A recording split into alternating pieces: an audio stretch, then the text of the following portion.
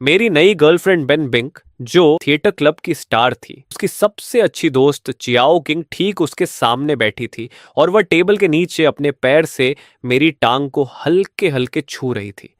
फिर उसने धीमी आवाज में फुसफुसाकर कहा, मैं तुम्हारे नियमों का सम्मान करूंगी। जब चाओ किंग और मैं कमरे से बाहर निकले तो मेरी गर्लफ्रेंड बेनिन बिंग बस हल्का सा लाल हो गई और उसने मुझे धीरे से याद दिलाया कि ज्यादा थकना मत, बस तुम्हारे दिल में मेरी थोड़ी सी जगह बनी रहे, मेरे लिए वही काफी है। यह सब इसलिए हुआ क्योंकि 3 दिन पहले ही जॉम्बी अपोकलिप्स शुरू हो चुका था। स्टूडेंट काउंसिल का प्रेसिडेंट अजियान, जिसे जलन थी कि मेरी गर्लफ्रेंड पूरे कैंपस की सबसे खूबसूरत लड़की है, उसने मुझे जबरदस्ती बाहर जाकर खाना ढूंढने के लिए भेज दिया। यहां तक कि कैंपस की ब्यूटी लोरुयंट, जिसने 3 साल तक अजियान को पटाने की कोशिश की थी, उसने भी कहा कि मेरी शारीरिक सहन शक्ति अच्छी है और उसने भी अजियान के प्रस्ताव का समर्थन कर दिया। मेरी तरफ से बोलने वाली इकलौती इंसान, थिएटर क्लब की स्टार बेनिन बिंग को बाकी लोगों ने काबू करके अलग कर दिया।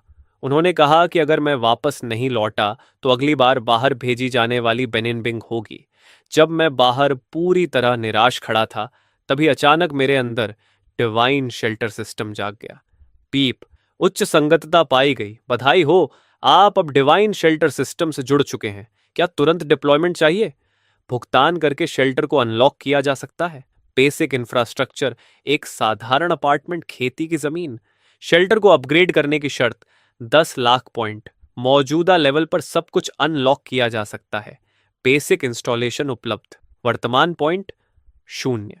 अगले ही सेकंड सिस्टम ने नोटिफिकेशन भेजा कि आप कीमती चीजों से अपने पॉइंट रिचार्ज कर सकते हैं।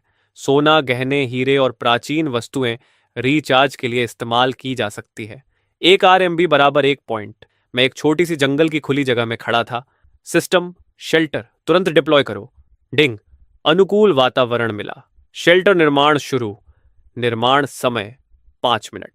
जमीन हल्के हल्के कांपने लगी। आसपास के पेड़ तेजी से गायब हो गए और जमीन से 6 मीटर ऊंची ग्रे रंग की दीवार उभर आई। उसके अंदर धीरे धीरे लकड़ी की एक छोटी झोपड़ी दिखाई देने लगी। 5 मिनट बाद दीवार और झोपड़ी पूरी तरह बन चुके थे। मैंने दीवार को छूकर देखा तो ठोस गूंज की आवाज आई। मैं लकड़ी की झोपड़ी के अंदर गया। अंदर साधारण फर्नीचर था और एक अलग बाथरूम पहली नजर में ही दिख रहा था। तभी सिस्टम का पैनल मेरे दिमाग में दिखाई दिया। बैरक 5 लाख पॉइंट, जो 10 एलीट स्पेशल फोर्सेस सैनिक देगा। एंड्रॉइड फार्म 5 लाख पॉइंट, 400 वर्ग मीटर का स्थिर तापमान वाला अपार्टमेंट, 20 लोगों के लिए 1 महीने का खाना, 2 लाख पॉइंट। टाइम रूम, मुझे जितनी जल्दी हो सके बैरक और फार्म अनलॉक करना होगा। यही यहां मेरी सर्वाइवल की बुनियाद है। मुझे याद आया कि बाहर निकलते समय मैं एक ज्वेलरी शॉप के सामने से गुजरा था, इसलिए मैं तुरंत वहां लौट गया। मैंने एक शराब की बोतल फेंक कर एक महिला जॉम्बी का ध्यान दूर कर दिया और जल्दी जल्दी दुकान के सारे सोने चांदी के गहने लूट लिए। मैंने गहनों की तरफ इशारा किया और कहा, सिस्टम, सबको पॉइंट में बदल दो। सिस्टम बोला, 4 मिलियन युआन मूल्य के सोने और प्लैटिनम के गहने खपत हुए, आपको 4 मिलियन पॉइंट मिले। मैं वापस शेल्टर लौट आया और दीवार के बाहर खड़े होकर बोला, सिस्टम, बैरक, फार्म और अपार्टमेंट अनलॉक करो। तुरंत दीवारों के अंदर एक छोटी बैरक उभर आई। 400 वर्ग मीटर का फार्म फैल गया और जमीन से 2 मंजिला छोटा बिल्डिंग निकल आया। 5 मिनट बाद 10 मजबूत आदमी कैमोफ्लेज कपड़ों में बैरक से बाहर निकले और एकदम सीधी लाइन में सावधान की मुद्रा में खड़े हो गए। मैंने उनके सीधे खड़े शरीर और मजबूत मांसपेशियों वाले एंड्रॉयड को देखकर हल्की मुस्कान के साथ कहा, तुम लोगों के अभी कोई नाम नहीं है। आज से तुम लोग बोइन, बो 2, बो 3 ऐसे करते हुए बो 10 तक कहलाओगे।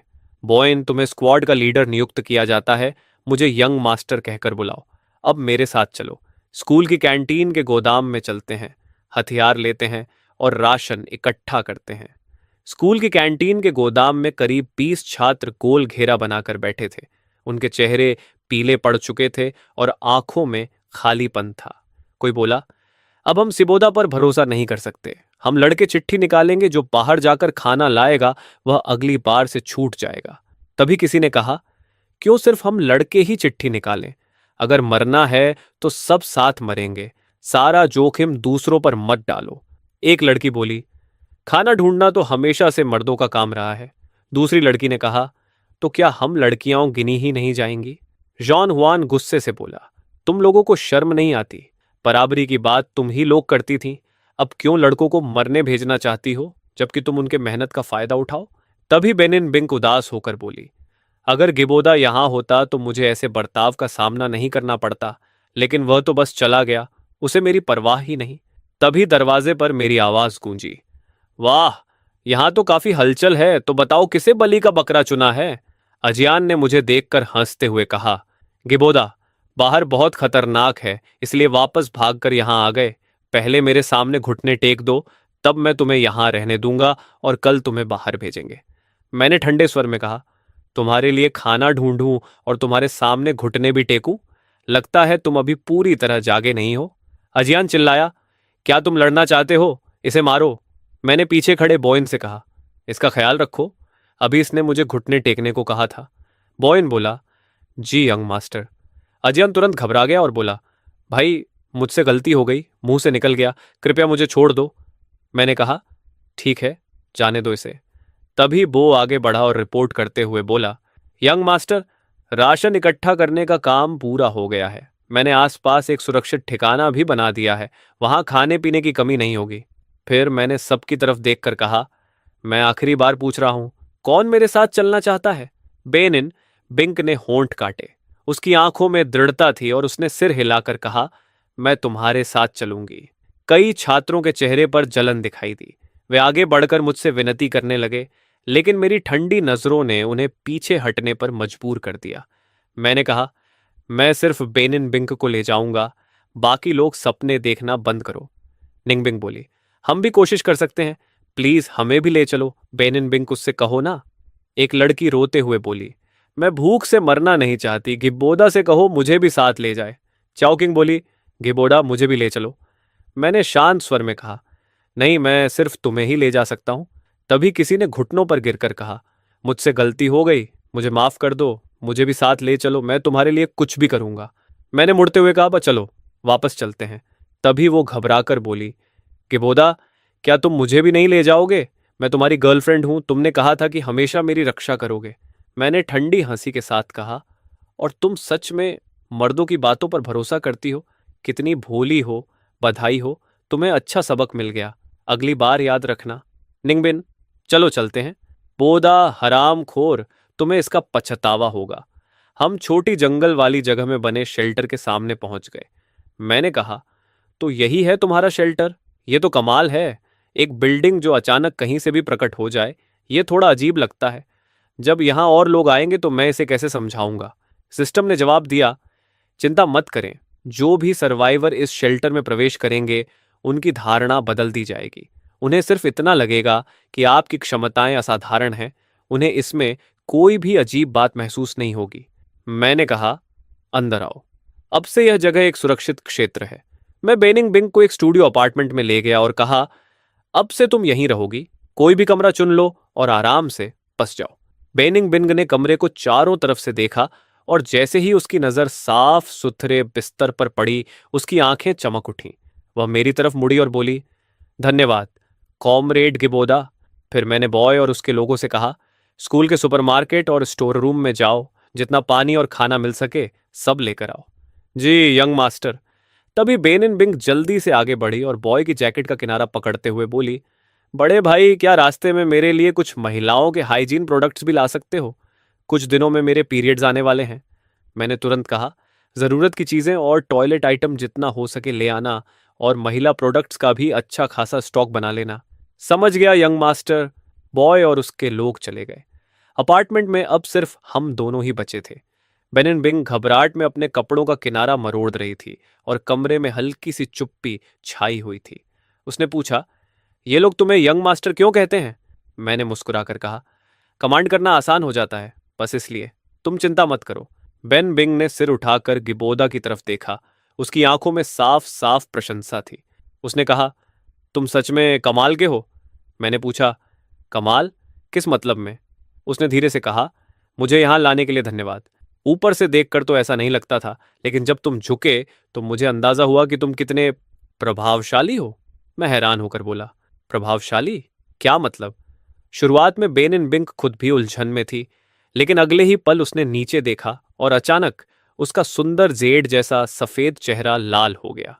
मैंने कहा, तुम कमरे में जाकर थोड़ा आराम कर लो, मैं अपनी खुद की रूम भी देख आता हूं।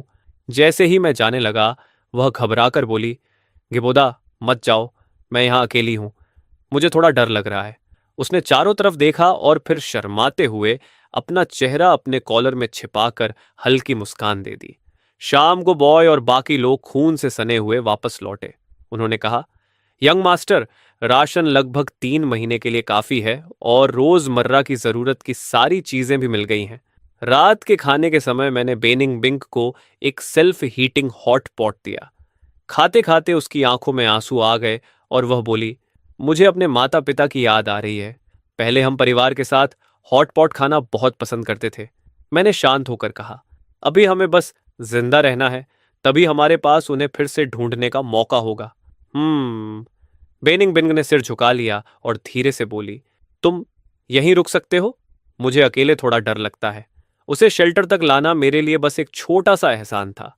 मेरा उसे किसी भी चीज के लिए मजबूर करने का इरादा नहीं था, लेकिन अगर वह अपनी मर्जी से मेरे साथ रहना चाहती थी तो मुझे ईमानदार होना था।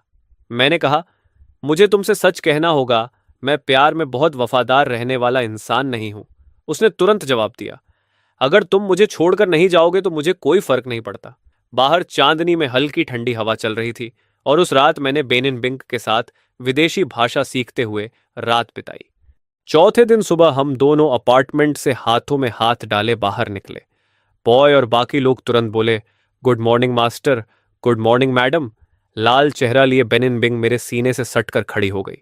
मैंने कहा, आज हम शेंगू सुपरमार्केट की तलाशी जारी रखेंगे, उसे पूरी तरह खंगाल डालो। जी मास्टर। तभी बॉय और उसका ग्रुप वापस लौटते हुए दिखाई दिए और उनके पीछे 5 सर्वाइवर थे, 2 पुरुष और 3 महिलाएं।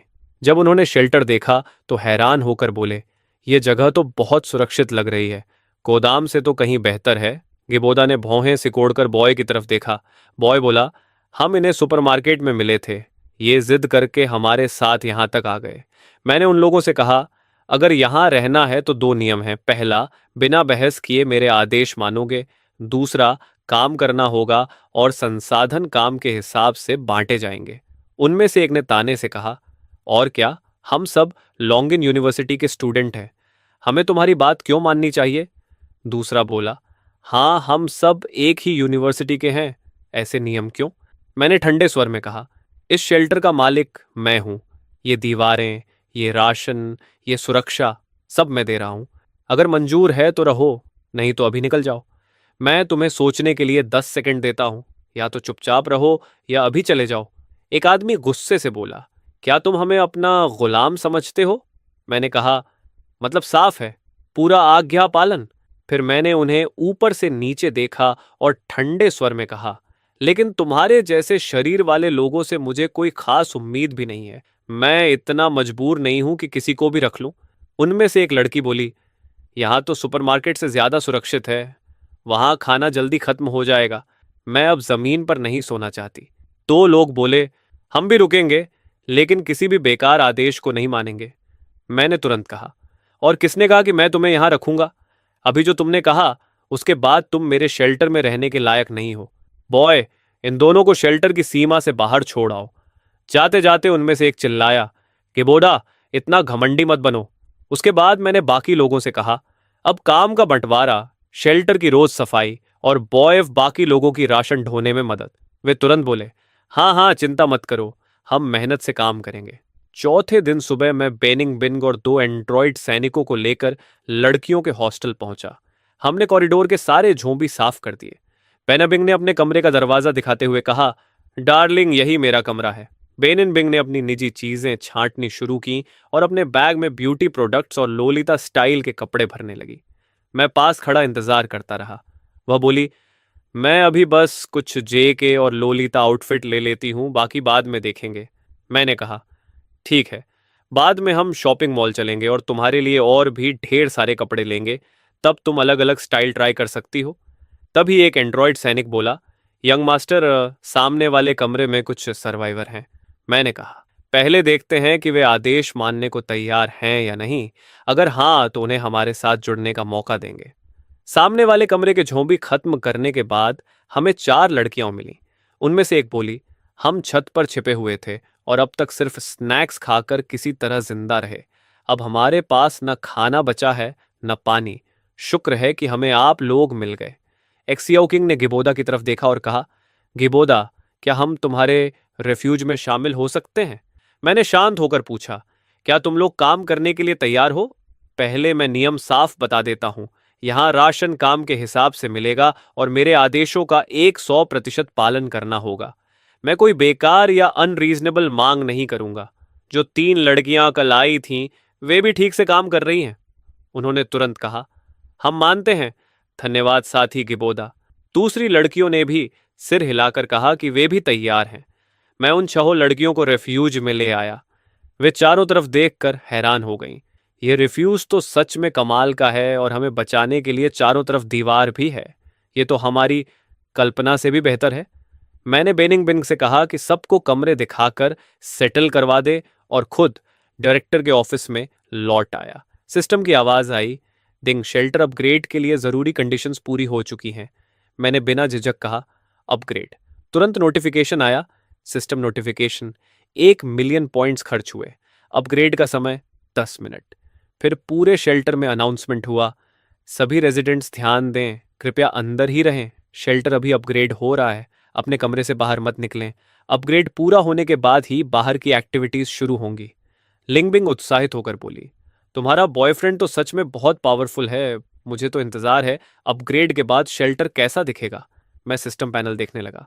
शेल्टर लेवल 2 अनलॉक हो गया था और पानी बिजली सप्लाई की सुविधा खुल गई थी।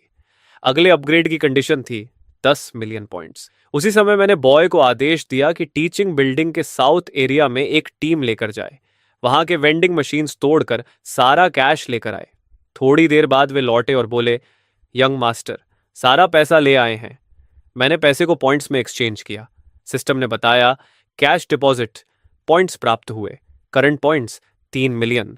मैंने उनमें से 2 मिलियन खर्च किए और बैरिक्स अपग्रेड कर दी, जो अब 3 मंजिला बिल्डिंग बन गई।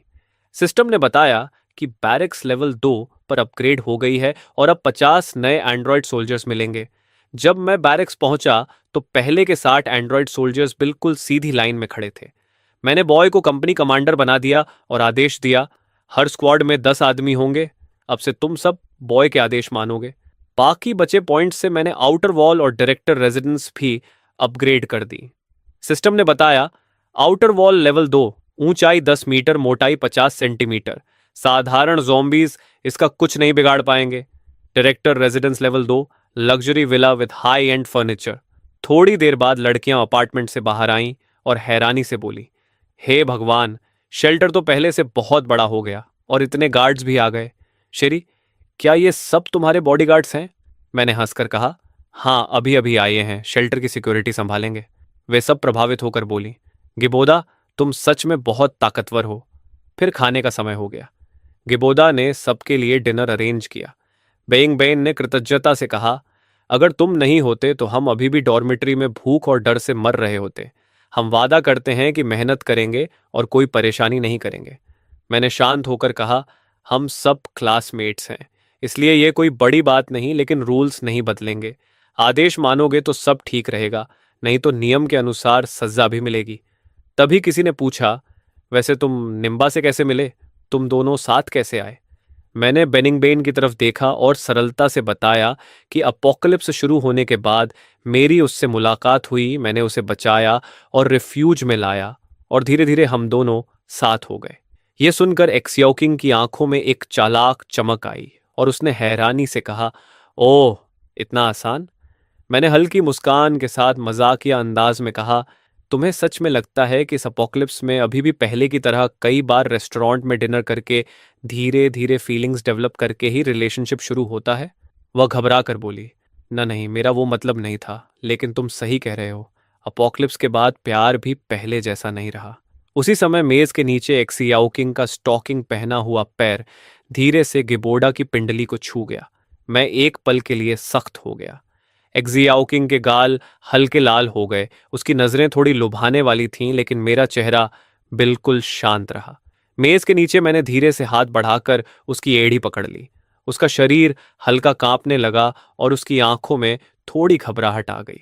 किसी ने पूछा, शाओकिंग, तुम ठीक से खा क्यों नहीं रही? मुझे लगता है तुम कांप रही हो। वह बोली। अचानक थोड़ा पेट दर्द हो गया, शायद थोड़ा पानी पी लूं तो ठीक हो जाएगा। दूसरी लड़की बोली, ठीक है, थोड़ा ज्यादा पानी पी लो। मैं चुपचाप सब देखता रहा और सोचा कि मुझे किसी मौके पर श्याओ किंग से गंभीर बात करनी चाहिए। तभी श्याओ किंग थोड़ा आगे झुकी, एक भौं उठाई और मुस्कुराकर बोली, गिबोदा, मैंने उस दिन स्कूल फोरम पर एक पोस्ट देखा था। उसमें लिखा था कि तुम और लेनेरन बहुत करीब थे। क्या यह सच है? मेरी चॉपस्टिक्स प्लेट में गिर गईं और मेरी उंगलियां मेज के किनारे कस गईं। लेनेरन? मैंने अचानक सिर उठाकर एक्जियोकिंग को घूरते हुए पूछा, तुम ये क्यों पूछ रही हो?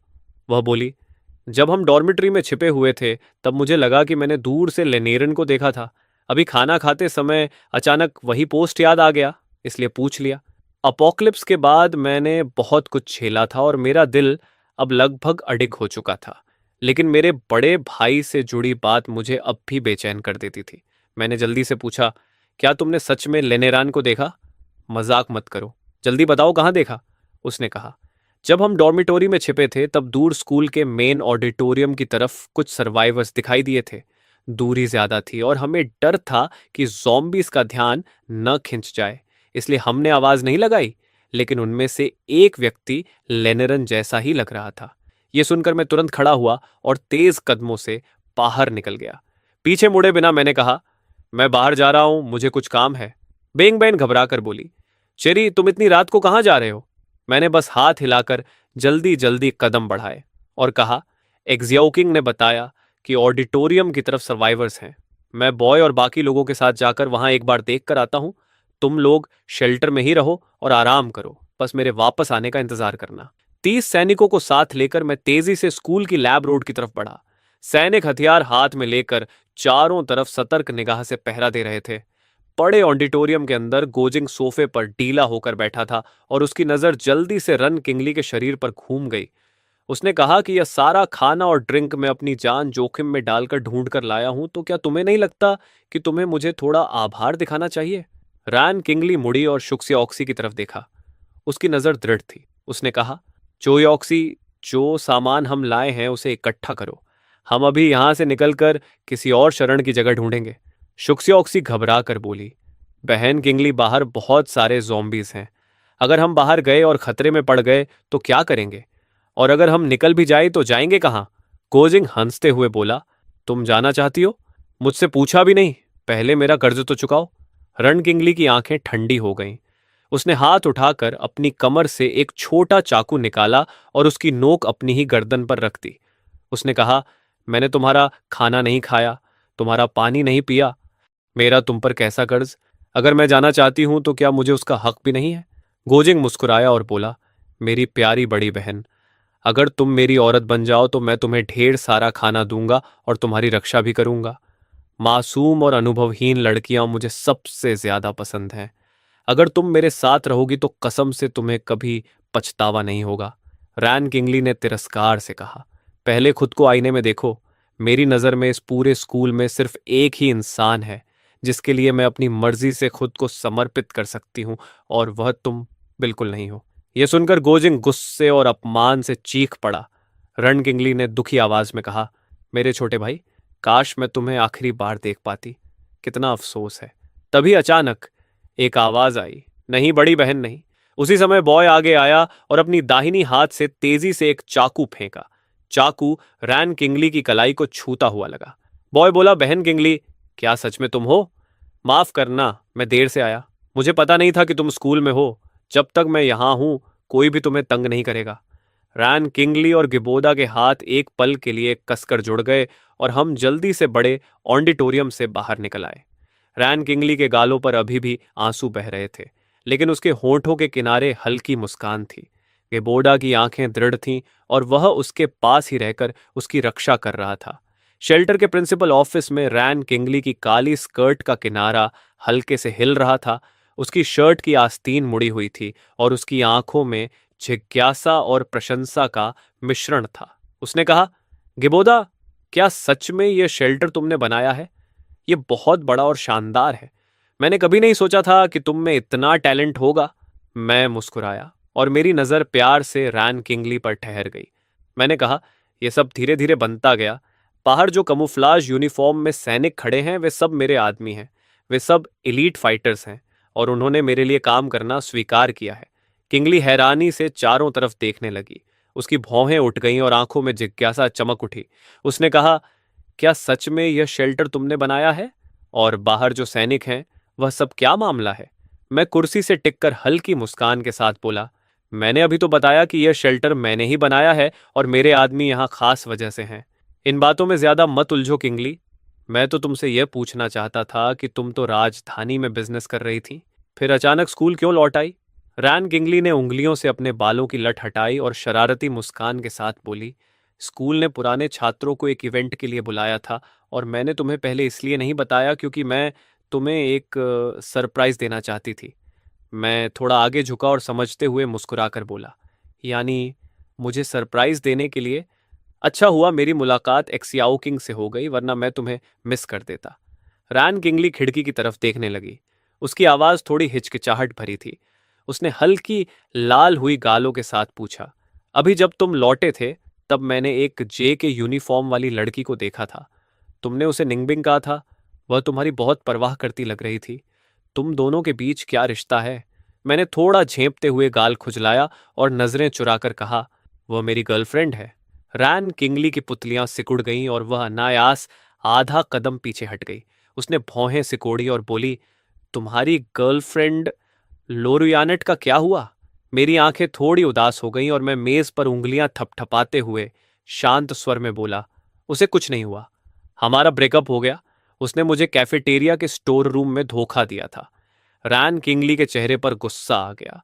उसने अपनी स्कर्ट का किनारा कसकर पकड़ लिया और तेज आवाज में बोली, वह इतनी घटिया कैसे हो सकती है? तुम उसके साथ इतने अच्छे थे, क्या उसे जरा भी शर्म नहीं आई? मैंने नाक के पास हाथ रखकर धीरे से कहा, दुनिया में हर तरह के लोग होते हैं। अब उस बात पर गुस्सा करने का कोई फायदा नहीं। वह सब अतीत है। अब आगे बढ़ना ही बेहतर है। रैन किंगली की आंखें नरम हो गईं। वह थोड़ा आगे झुकी और मुस्कुराकर बोली, अच्छा है, अगर तुम सच में आगे बढ़ पा रहे हो। निंगबिंग मुझे पहली नजर में ही अच्छी लगी। वह लुरुयंट से कहीं ज्यादा भरोसेमंद है। तुम दोनों अच्छे लगते हो। रान किंगली सिर झुकाकर अपने खुले कंधे को देखने लगी और मैं कुर्सी पर बैठा कुछ कहने में हिचकने लगा। कमरे में कुछ पल के लिए सन्नाटा छा गया। अचानक मैं खड़ा हुआ और कुर्सी के पैर जमीन पर घिसते हुए आवाज करने लगे। मैंने दृढ़ नजर से उसे देखा और कहा, किंगली, मुझे तुम पसंद हो। मैं चाहता हूं कि तुम मेरी गर्लफ्रेंड बनो और मेरे शेल्टर में रहो। मैंने तुम्हें पहले एक बार खो दिया था और मैं तुम्हें दूसरी बार खोना नहीं चाहता। रैन किंगली ने धीरे से कहा, निंगबिंग एक अच्छी लड़की है। तुम्हें उसके साथ अच्छा व्यवहार करना चाहिए। मैं तुम्हारा प्रस्ताव स्वीकार नहीं कर सकती, लेकिन मैं वादा करती हूं कि मैं यहीं रहकर चुपचाप तुम्हें चाहूंगी, जैसे कोई दूर से तुम्हारी भलाई चाहता है और इस जगह को ईंट ईंट जोड़कर बनाने में तुम्हारी मदद करता है। मैं किसी रिश्ते को तोड़ने वाली नहीं बनना चाहती, लेकिन जिस इंसान से मैंने प्यार किया उसे पूरी तरह छोड़ भी नहीं सकती। इसलिए मैंने चुपचाप तुम्हारी रखवाली करने का फैसला किया है। तभी बाहर से आवाज आई, कौन है? चिंता मत करो, अब से मैं यहां हूं। कोई भी तुम्हें नुकसान पहुंचाने की हिम्मत नहीं करेगा। रैन किंगली थोड़ी झेंप कर बोली, आज रात शायद संभव नहीं है।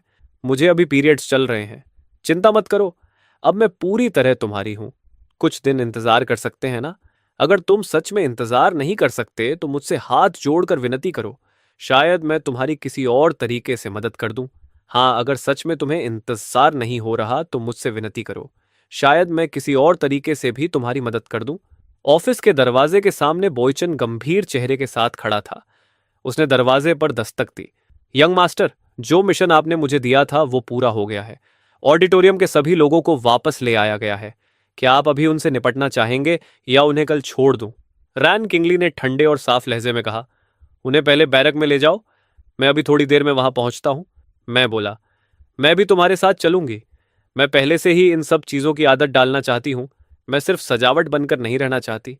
आगे चलकर मैं तुम्हारी मदद करना चाहती हूँ। मैं रैन किंगली की तरफ मुड़ा। मेरी नज़र थोड़ी हिचकिचाहट भरी थी। तुम्हें साथ ले जाना, वहाँ हालात थोड़ा बेकाबू हैं। रैन किंगली की नज़र पक्की थी। उसने हल्के से सिर हिलाया। मैं संभाल सकती हूँ। मैं देखना चाहती हूँ कि तुम ऐसे हालात को कैसे संभालते हो। मिलिट्री कैंप में गोजिंग मजबूती से बंधा हुआ था और बार बार अपना सिर जमीन पर मार रहा था। उसका माथा लाल और सूझा हुआ था। गेबोदा, मैं तुमसे हाथ जोड़कर विनती करता हूं, मुझे छोड़ दो। मुझे अपनी गलती का एहसास हो गया है। अगर मुझे पता होता कि रान किंगली तुम्हारी सुरक्षा में है तो मैं उसे छूने की हिम्मत भी नहीं करता। मैं उनके सामने खड़ा था, हाथ पीठ के पीछे बंधे हुए, चेहरा ठंडा और बिल्कुल बिना भावना के। मैंने कहा, पक्का करो कि यही गोजिंग और उसके आदमी हैं। इन्हें ले जाओ और खत्म कर दो। पोगन झुक गया। जी यंग मास्टर। रण किंगली गिबोड़ा के पास खड़ी थी। उसकी नजर शांत थी और उसमें जरा भी भावना नहीं थी। तो यही है इस अपोक्लिप्स दुनिया में जीने का नियम। गिबोड़ा में पहले से ही एक नेता बनने की काबिलियत है। बाकी बचे सभी सर्वाइवर जमीन पर घुटनों के बल बैठे थे। डर के मारे कोई सिर उठाने की हिम्मत भी नहीं कर रहा था। मैंने ठंडे लहजे में कहा, अगर तुम इस शेल्टर में रहना चाहते हो तो दो नियम मानने होंगे। काम के बदले खाना और पानी मिलेगा और मेरे आदेशों का एक 100% पालन करना होगा। जिसे यह मंजूर नहीं, वो अभी जा सकता है। सब लोग तुरंत बोले, हम नियम मानने को तैयार हैं। कृपया हमें यहां रहने दीजिए चीफ। मैं और रान किंगली साथ साथ कमरे में दाखिल हुए।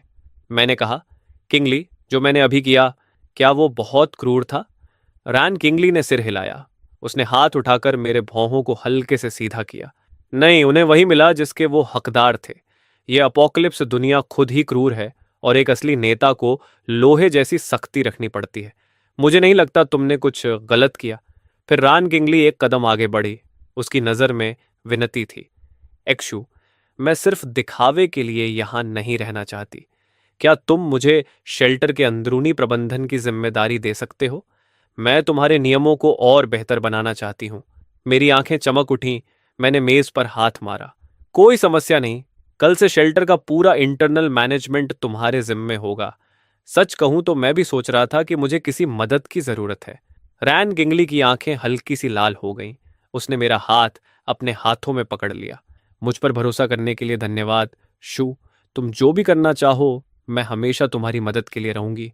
मैं कभी भी तुम्हें धोखा नहीं दूंगी। मेरी नज़र थोड़ी शरारती हो गई और होठों पर हल्की मुस्कान आ गई। ठीक है, अब इतनी सीरियस बातें काफ़ी हैं। तुमने कहा था कि मेरी किसी और तरीके से मदद करोगी।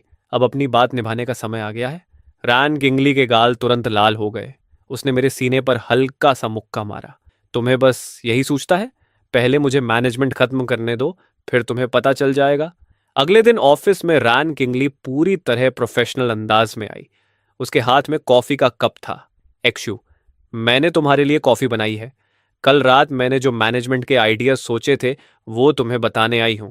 मेरी नजर उसके लंबे पैरों और काले स्टॉकिंग्स पर टिक गई। किंगली, ये यूनिफॉर्म तुम पर सच में बहुत अच्छी लग रही है। तुम किसी बिजनेसमैन से भी ज्यादा खूबसूरत लग रही हो।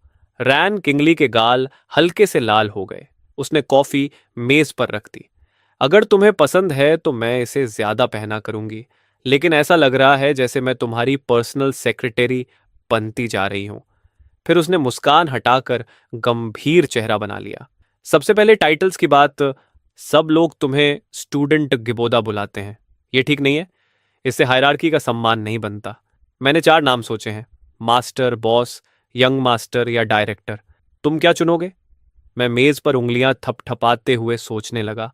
फिर बोला, मुझे डायरेक्टर कहो। ये मेरी जिम्मेदारी से भी मेल खाता है और अजीब भी नहीं लगता। रैन किंगली ने सिर हिलाया। ठीक है, अब जो प्लान मैंने बनाया है वो देखो। काम के बदले राशन देने के लिए हम एक पॉइंट सिस्टम बना सकते हैं। एक व्यक्ति इवैल्यूएशन करेगा और रिसोर्सेज को भी एक जिम्मेदार व्यक्ति संभालेगा ताकि अफरा तफरी ना हो। मैं हंसकर बोला, तुम सच में कमाल हो। आज रात मैं तुम्हारी हर बात मानूंगा। लोगों के सामने मैं डायरेक्टर रहूंगा, लेकिन अकेले में अगर तुम मुझे मास्टर कहना चाहो तो मुझे कोई आपत्ति नहीं। मेरी आंखें चमक उठीं। मैंने हाथ बढ़ाकर रैन किंगली को पकड़ने की कोशिश की। अभी यहां कोई नहीं है, क्यों ना अभी ही कोशिश कर लें? रैन किंगली शरारती मुस्कान के साथ फुर्ती से बच गई, फिर मुड़कर दरवाजे की तरफ बढ़ गई। उसने हल्के अंदाज में कहा, अभी दिन है और हमारे पास बहुत काम है। मेरे बारे में इतना मत सोचो, बाद में तुम्हारा ध्यान रखूंगी। मैं कुर्सी की पीठ पर झुक गया, उंगलियां मेज पर थपथपा रहा था, भौहें हल्की सी सिकुड़ी हुई थीं। मैं सोचने लगा, इस शेल्टर को बेहतर बनाने के लिए अभी और लोगों की जरूरत है। मुझे जल्दी से पॉइंट सिस्टम शुरू करना होगा और भर्ती भी करनी होगी। मैंने दरवाजे पर खड़े बॉय से कहा, बो, लोगों को दो टीमों में बांटो, दूसरी टीम राशन इकट्ठा करेगी, पहली टीम तुम लीड करोगे। जाओ और सोना गहने ढूंढ कर लाओ, सावधान रहना। वो झुक गया। चिंता मत कीजिए डायरेक्टर, हम यह काम जल्दी पूरा कर देंगे। थोड़ी देर बाद आराम के कमरे में बड़े बिस्तर पर मैं आधा नंगा आराम से लेटा था। बेनिन सिर्फ एक पतली सफेद रेशमी चादर में लिपटी हुई थी। उसके गाल लाल थे। मैं उसे कमर से पकड़े हुए बिस्तर के सिरहाने से टिक कर बैठा था। उसकी आंखों में नरमी थी और होंठों पर हल्की मुस्कान। उसने एक सिगरेट उठाई और मेरी तरफ बढ़ाई। मैंने सिगरेट ली। निंगबिंग ने लाइटर जलाकर उसे सुलगा दिया। मैंने एक कश लिया और धीरे धीरे धुआं बाहर छोड़ा। फिर मैंने उसकी तरफ देखा। क्या हुआ निंगबिंग? आज तुम कुछ खोए खोए से लग रहे हो। क्या तुम्हारा रुअंग सूजी के साथ भी ऐसा ही रिश्ता है?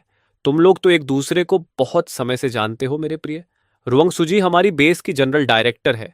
वह बहुत ही काबिल है, जबकि मैं तो किसी काम की भी नहीं हूं। मैं तो बस तुम्हारे लिए एक बोझ हूं, है ना? जब से हमारी सीनियर रोंग बेस में आई हैं, मैंने देखा है कि तुम पहले से ज्यादा खुश रहने लगे हो। तुम लोग एक दूसरे को इतने समय से जानते हो। मैंने शांत स्वर में कहा, हाँ, मैं हमारी सीनियर को बहुत समय से जानता हूं। उन्होंने हमारी बहुत मदद की है, इसलिए जो कुछ उन्होंने किया उसके लिए मैं दिल से आभारी हूं। लेकिन मेरी जान, तुम्हारा मेरे साथ होना मुझे एक ऐसी अंदरूनी शांति देता है जिसकी किसी से तुलना नहीं की जा सकती। तुम्हें बाकी लोगों के साथ भी अच्छे से रहना चाहिए, लेकिन मेरे दिल में सबसे महत्वपूर्ण तुम ही हो। उसने हल्के से सिर हिलाया और बोली, मैं तुम्हारी बात मानूंगी। मैं रुअंग सूजी के साथ अच्छे से रहूंगी। फिर उसने मुस्कुराकर कहा, मेरे प्रिय, चलो वहीं से शुरू करें जहां हम रुके थे। उसने धीरे से कहा, अगर तुम्हें मेरी जरूरत है तो मैं पूरी तरह तुम्हारी हूं। 3 दिन बाद ऑफिस में मैं सिस्टम पैनल को देख रहा था। मेरी आंखें हैरानी से चमक रही थीं। 32,80,000 पॉइंट्स, ये तो सुविधाएं अनलॉक करने के लिए काफी हैं। सिस्टम पैनल पर लिखा था, बिजली और पानी की सभी सप्लाई सुविधाएं अनलॉक हो गई हैं। रिप्रोडक्शन लेवल 2 सक्रिय। तभी ऑफिस का दरवाजा जोर से खुला। बड़ी मुसीबत हो गई है, हमारे 6 या 7 सैनिक घायल हो गए हैं।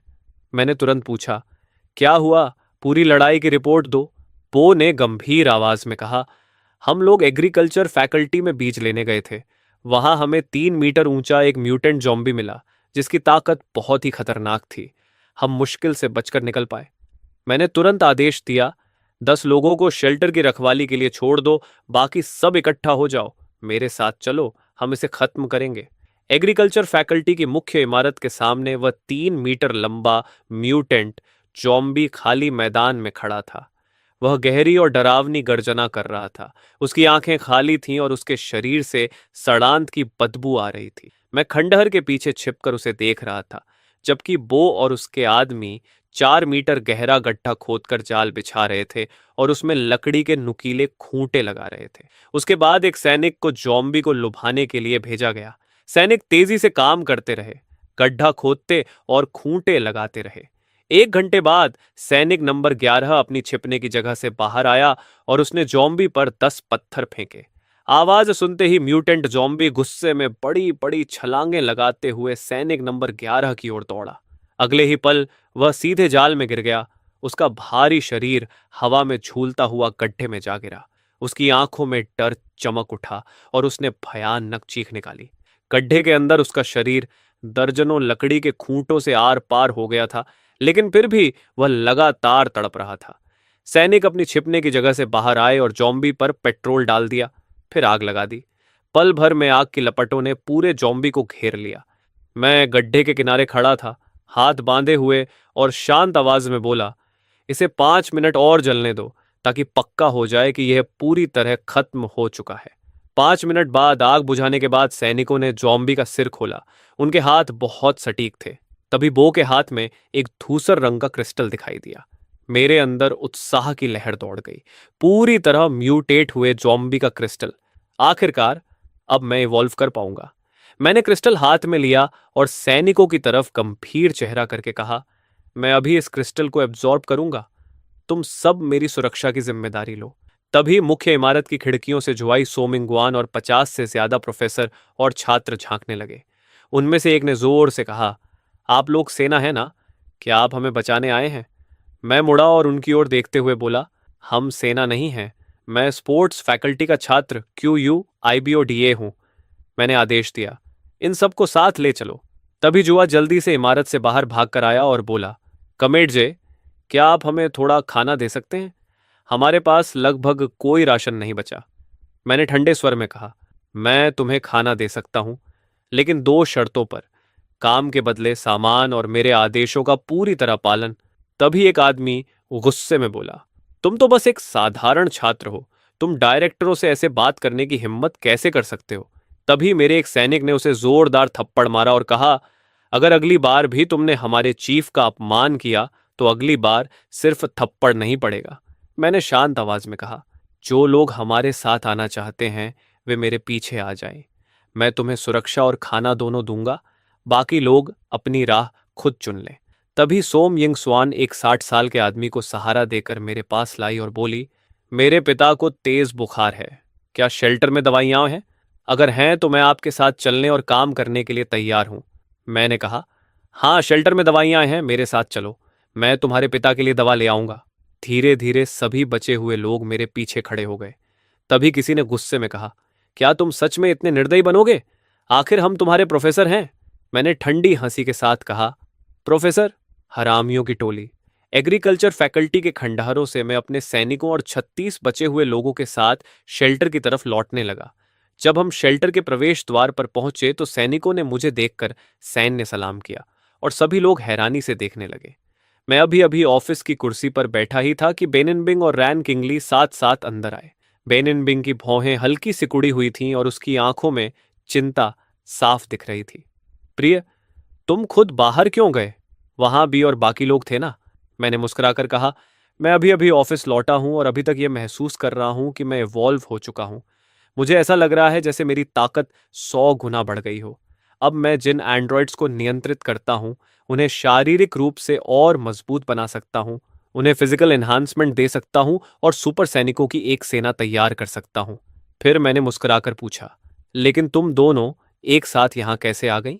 जब से रान किंगली शेल्टर की मुख्य प्रबंधक बनी है, वह पूरी लगन से शेल्टर के काम संभाल रही है और अब उसके पास मेरे साथ समय बिताने का भी कम समय रह गया है।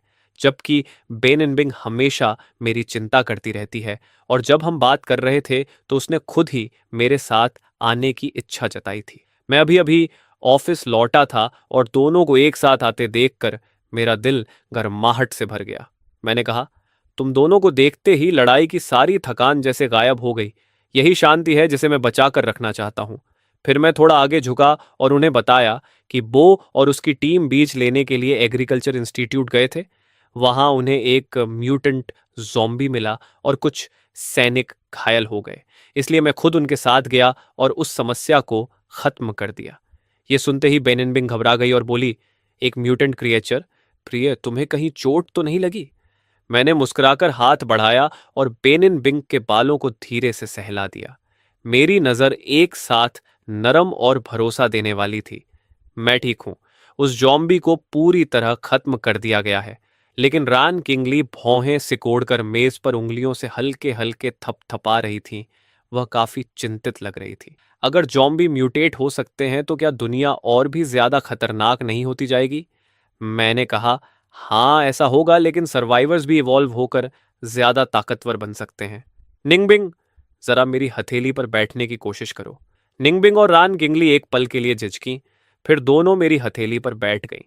उनकी आंखों में जिज्ञासा और घबराहट दोनों साफ दिख रही थी। मैंने अपने हाथ की मांसपेशियां कस लीं और मेरी हथेली ने दोनों को आसानी से हवा में उठा लिया, पूरी तरह स्थिर रखते हुए। निंगबिंग हैरानी से बोली, प्रिय, तुम इतने ताकतवर कैसे हो गए?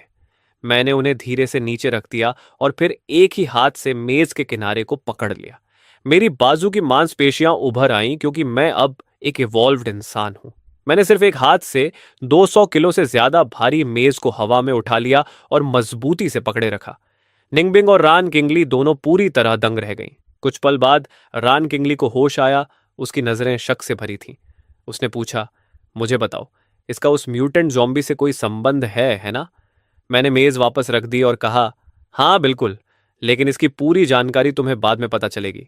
मैंने आगे कहा, मिस, मैं कृषि फैकल्टी से 30 से ज्यादा सर्वाइवर्स को वापस लेकर आया हूं। उन्हें खेती वाली जमीन पर काम के लिए लगा दो।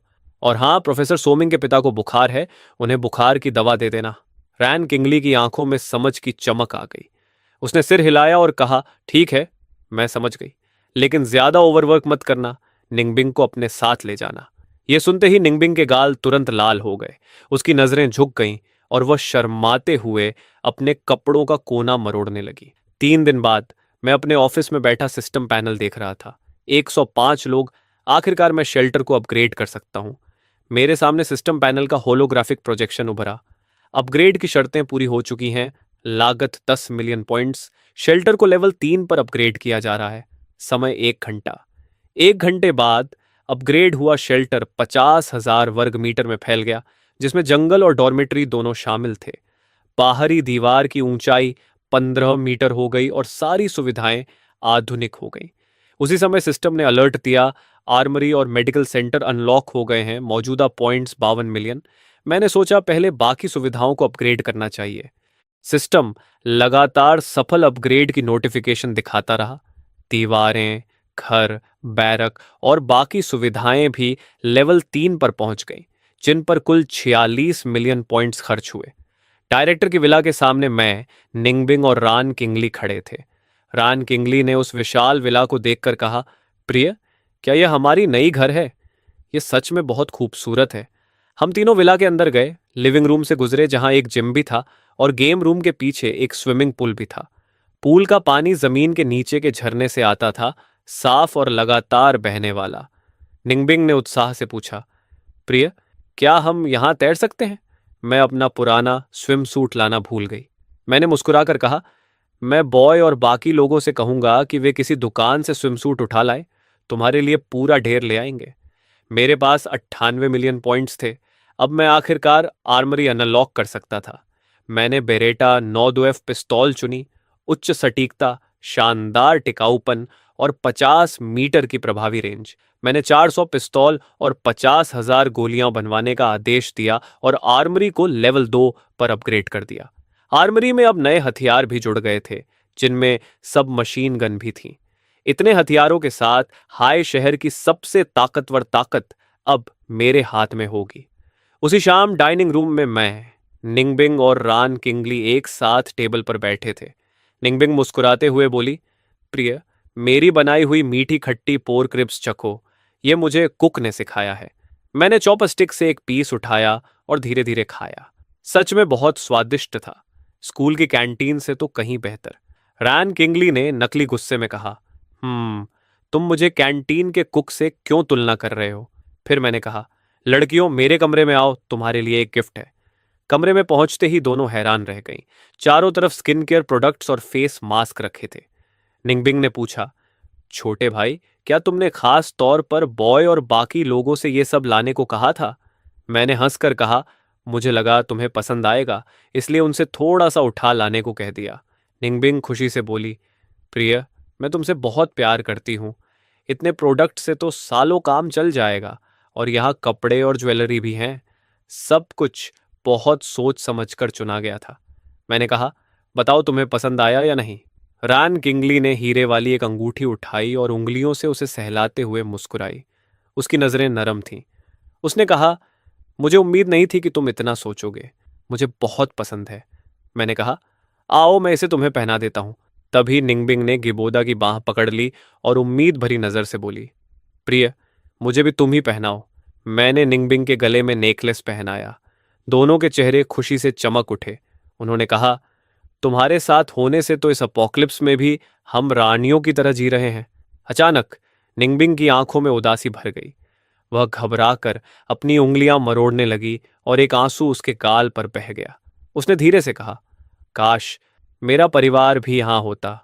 रैन किंगली ने हल्के से सिर हिलाया और कहा, हम दोनों मिलकर इस शेल्टर को और मजबूत बनाएंगे। उसी समय मैं शेल्टर के ऑफिस में बैठा था कि बो ने दरवाजा अचानक खोल दिया और जल्दी जल्दी अंदर आकर रिपोर्ट दी। चीफ, स्कूल की कैंटीन के गोदाम के पास एक नया म्यूटेंट जॉम्बी दिखाई दिया है।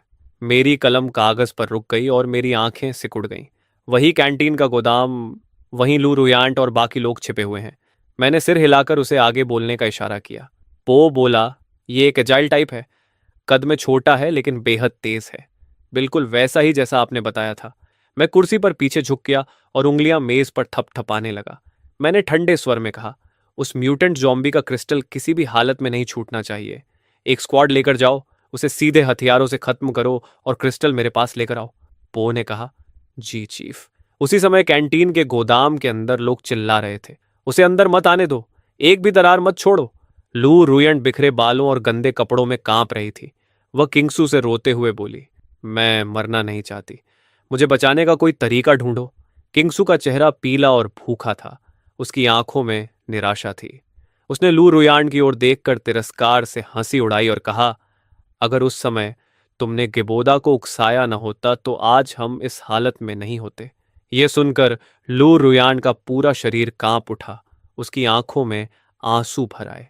उस समय तुम सबने मिलकर उसे जबरदस्ती खाना ढूंढने के लिए भेजा था। मेरी ही गलती क्यों होगी? झगड़ा बंद करो, अभी लड़ने का बिल्कुल समय नहीं है। तुम तीनों जल्दी आओ और दरवाजा पकड़कर बंद करने में मेरी मदद करो। अब बिल्कुल आवाज मत करना, लगता है वह चला गया है। लुइयांत, तुम दूसरी मंजिल की खिड़की से जाकर देखो, चेक करो कि जॉम्बी सच में चला गया है या नहीं। मैं मैं जाने की हिम्मत नहीं कर पा रही। मैंने तुमसे बाहर जाने को नहीं कहा, बस खिड़की से झांक कर देख लो, जल्दी करो। लुईलॉन हिम्मत जुटाती है और लड़खड़ाते कदमों से दूसरी मंजिल की ओर बढ़ती है। तभी अचानक टिन की दीवार जोर से मुड़कर विकृत हो जाती है। धड़ाम! एक एजाइल म्यूटेंट जॉम्बी टिन की दीवार तोड़कर सीधे गोदाम के अंदर घुस आता है। वह चारों हाथ पैरों पर झुका हुआ एक डरावनी गुर्राहट निकालता है। उसकी नजर बेहद तेज और उसकी रफ्तार बिजली जैसी है। गोदाम के अंदर मौजूद सर्वाइवर्स डर के मारे हर दिशा में भागने लगते हैं। चारों तरफ चीखें गूंज उठती हैं, भागो! तभी एक सर्वाइवर को जॉम्बी पल भर में जमीन पर दबोच लेता है और उसका शरीर बेरहमी से चीर देता है। उसके चेहरे पर दर्द की भयानक शिकन जम जाती है। म्यूटेंट जॉम्बी फिर बाकी सर्वाइवर्स पर टूट पड़ता है। उसकी हरकतें बिजली की तरह तेज हैं। एओवन के पैर जवाब दे देते हैं। डर के मारे उसका शरीर कांपने लगता है और उसकी नजरें खाली हो जाती हैं। पास मत आना, पास मत आना। आह! तभी अचानक आवाज आती है, टारगेट मिल गया, तुरंत खत्म करो। एक सैनिक तेजी से आगे बढ़ता है और एक ही चमकती वार में अपने चाकू से जॉम्बी का सिर धड़ से अलग कर देता है। जॉम्बी का सिर दूर जा गिरता है और उससे एक ग्रे क्रिस्टल लुढ़क कर बाहर निकल आता है। सैनिक उसे उठाकर साफ करता है और कहता है, कमांडर, यहाँ अभी 3 महिला सर्वाइवर्स बची हैं, क्या आदेश है? तभी उनमें से एक घबरा कर बोल पड़ती है, आप लोग आर्मी से हैं ना, हमें बचाने आए हैं? सैनिक ठंडे स्वर में जवाब देता है, हम आर्मी नहीं हैं। उसकी आंखें सिकुड़ जाती हैं और अगले ही पल वह बो को पहचान लेती है। मैं तुम्हें पहचानती हूँ, तुम जिन बोड़ा के आदमियों में से हो। मैं तुमसे हाथ जोड़कर विनती करती हूँ, हमें शेल्टर ले चलो। मैं जिन बोड़ा से माफी मांग लूंगी, जो भी कहोगे करूंगी, बस हमें शेल्टर ले चलो। तभी सैनिक दूसरी लड़की की तरफ इशारा करके कहता है, इस इंसान को जॉम्बी ने काट लिया है, संक्रमण का खतरा है, इसे तुरंत खत्म करो। एओजिन को भीख मांगने का मौका तक नहीं मिलता कि चाकू पहले ही उसका गला काट देता है। उसकी आंखों में डर जम जाता है और उसका शरीर ढीला पड़कर जमीन पर गिर जाता है। यह देखकर क्विंक्सू डर से अपना हाथ मुंह पर रख लेती है। उसका पूरा शरीर कांप रहा है और आंसू उसके गालों पर बह रहे हैं। लुरुयंट अचानक बो के सामने दौड़कर आ जाती है और घुटनों के बल गिरकर रोते हुए कहती है, मैं तुमसे विनती करती हूँ, मुझे गिबोडा के पास ले चलो। मैं उसकी गर्लफ्रेंड हूँ, मुझे पता है मुझसे गलती हुई है, लेकिन वह मुझे जरूर माफ कर देगा। प्लीज मुझे अपने साथ ले चलो। बो ठंडे स्वर में आदेश देता है, इन तीनों सर्वाइवर्स को वापस ले चलो, डायरेक्टर खुद फैसला करेंगे। सैनिक आगे बढ़ते हैं, तीनों को उठाते हैं और उन्हें गोदाम से बाहर ले जाते हैं। बो ग्रे क्रिस्टल हाथ में लिए अपनी टीम के साथ वहां से निकल जाता है। गोदाम के अंदर अब सिर्फ लाशें और बिखरा हुआ मंजर रह जाता है। शेल्टर के प्रवेश द्वार पर लू रुयंट खड़ी है, उसके कपड़े फटे हुए हैं। वह हैरानी से कहती है, तो यही शेल्टर है, कितना भव्य है, तीनों बो के पीछे पीछे अंदर चली जाती हैं। अंदर सब लोग साफ सुथरे और अच्छे कपड़ों में हैं, जबकि मैं ही इतनी बिखरी हालत में हूँ। डायरेक्टर के लिविंग रूम में मैं सोफे पर पैर क्रॉस करके बैठा हूँ। बॉय, क्या तुम्हें पूरा यकीन है कि यह लू रुयंट ही है? बॉय तुरंत कहता है, डायरेक्टर, मुझसे गलती नहीं हो सकती। मैंने इसे पिछली बार कैंटीन के गोदाम में देखा था। ये वही है। लू रुयंट की आंखें लाल हैं, उसका चेहरा धूल से सना हुआ है, लेकिन वह खुद को बेहद दयनीय दिखाने की कोशिश करती है और रोते हुए कहती है कि बोदा, आखिरकार मैं तुम्हें फिर से देख पाई। मुझे पता है मुझसे गलती हुई थी। मैं पीछे झुककर तिरस्कार भरी मुस्कान के साथ कहता हूं, लेकिन मुझे तुमसे दोबारा मिलने की कोई इच्छा नहीं थी। पिछली बार गोदाम में मैंने सब कुछ साफ साफ कह दिया था।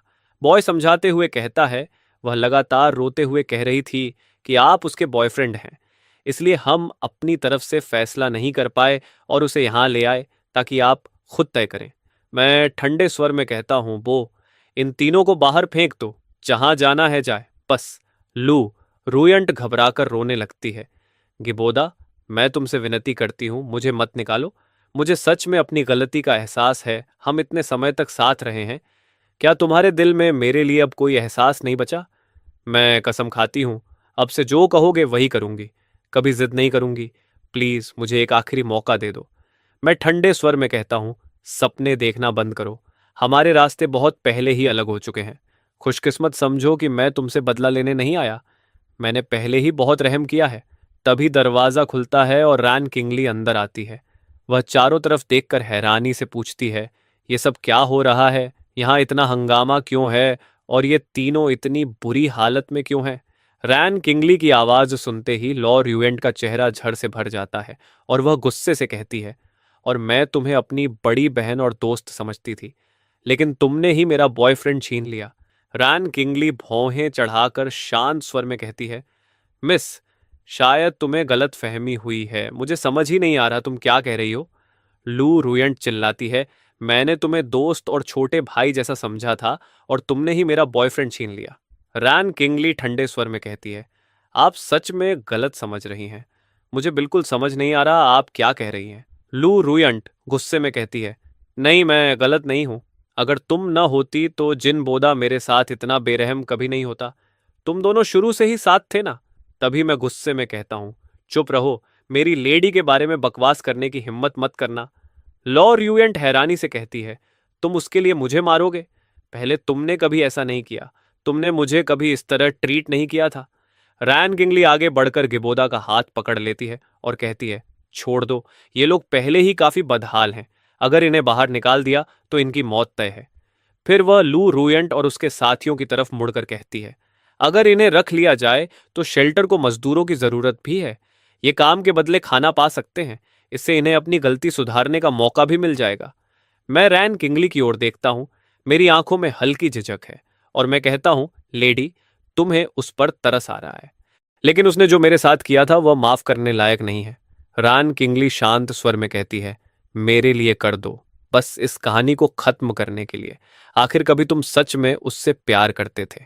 लू रुयंट रोते हुए कहती है, गिबोदा, मुझे पता है मुझसे गलती हुई थी। प्लीज मुझे रहने दो। मैं कुछ भी करने को तैयार हूं। मैं ठंडे स्वर में पूछता हूं, रहना चाहती हो? ठीक है, मैं तुम्हें दो विकल्प देता हूं। पहला, अभी के अभी यहां से निकल जाओ। दूसरा, मेरी गुलाम बन जाओ। लू रुयंट सन्न रहकर कहती है, तुम चाहते हो कि मैं तुम्हारी गुलाम बनूं? मैं झुंझलाकर कहता हूं, बकवास बंद करो और जल्दी फैसला करो। मेरे पास तुम्हारे लिए समय नहीं है।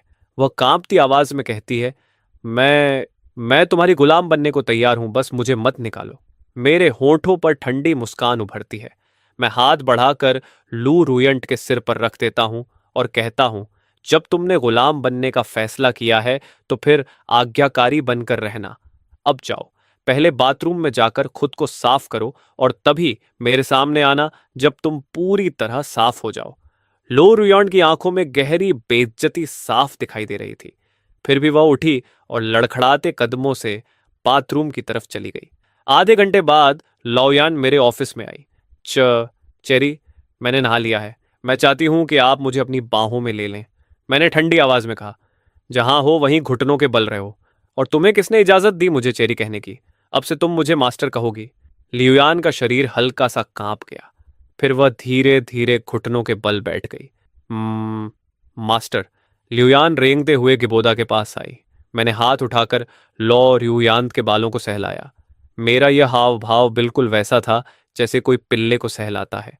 मेरी आंखों में शरारत भरी थी। उसका चेहरा अपमान से भरा था, लेकिन उसकी नजर में एक अजीब सी उत्तेजना भी झलक रही थी। शाम को डाइनिंग हॉल में किसी ने कहा, चेरी, क्या तुम लू रुयंट के साथ कुछ ज्यादा ही कठोर नहीं हो रहे? उसे आकर कुछ खाने दो, वो अपना काम बाद में भी पूरा कर सकती है।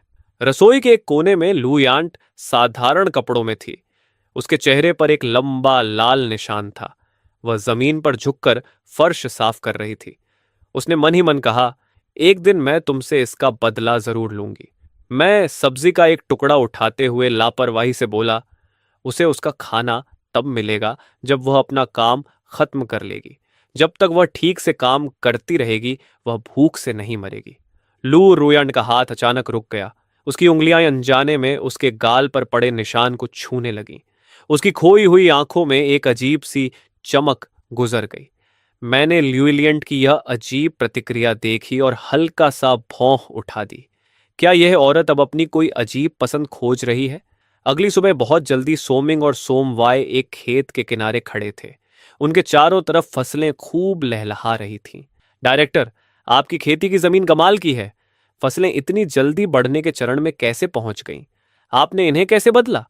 मैंने शांत स्वर में कहा, इन जमीनों को खास तौर पर सुधारा गया है। बस वैसे ही बोझ, ऐसा मैंने कहा है।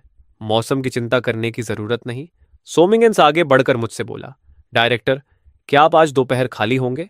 मैं आपको लंच के लिए बुलाना चाहता हूं। फिर उसने दोबारा कहा, डायरेक्टर, क्या आप आज दोपहर उपलब्ध होंगे? मैं आपको लंच पर आमंत्रित करना चाहता हूं।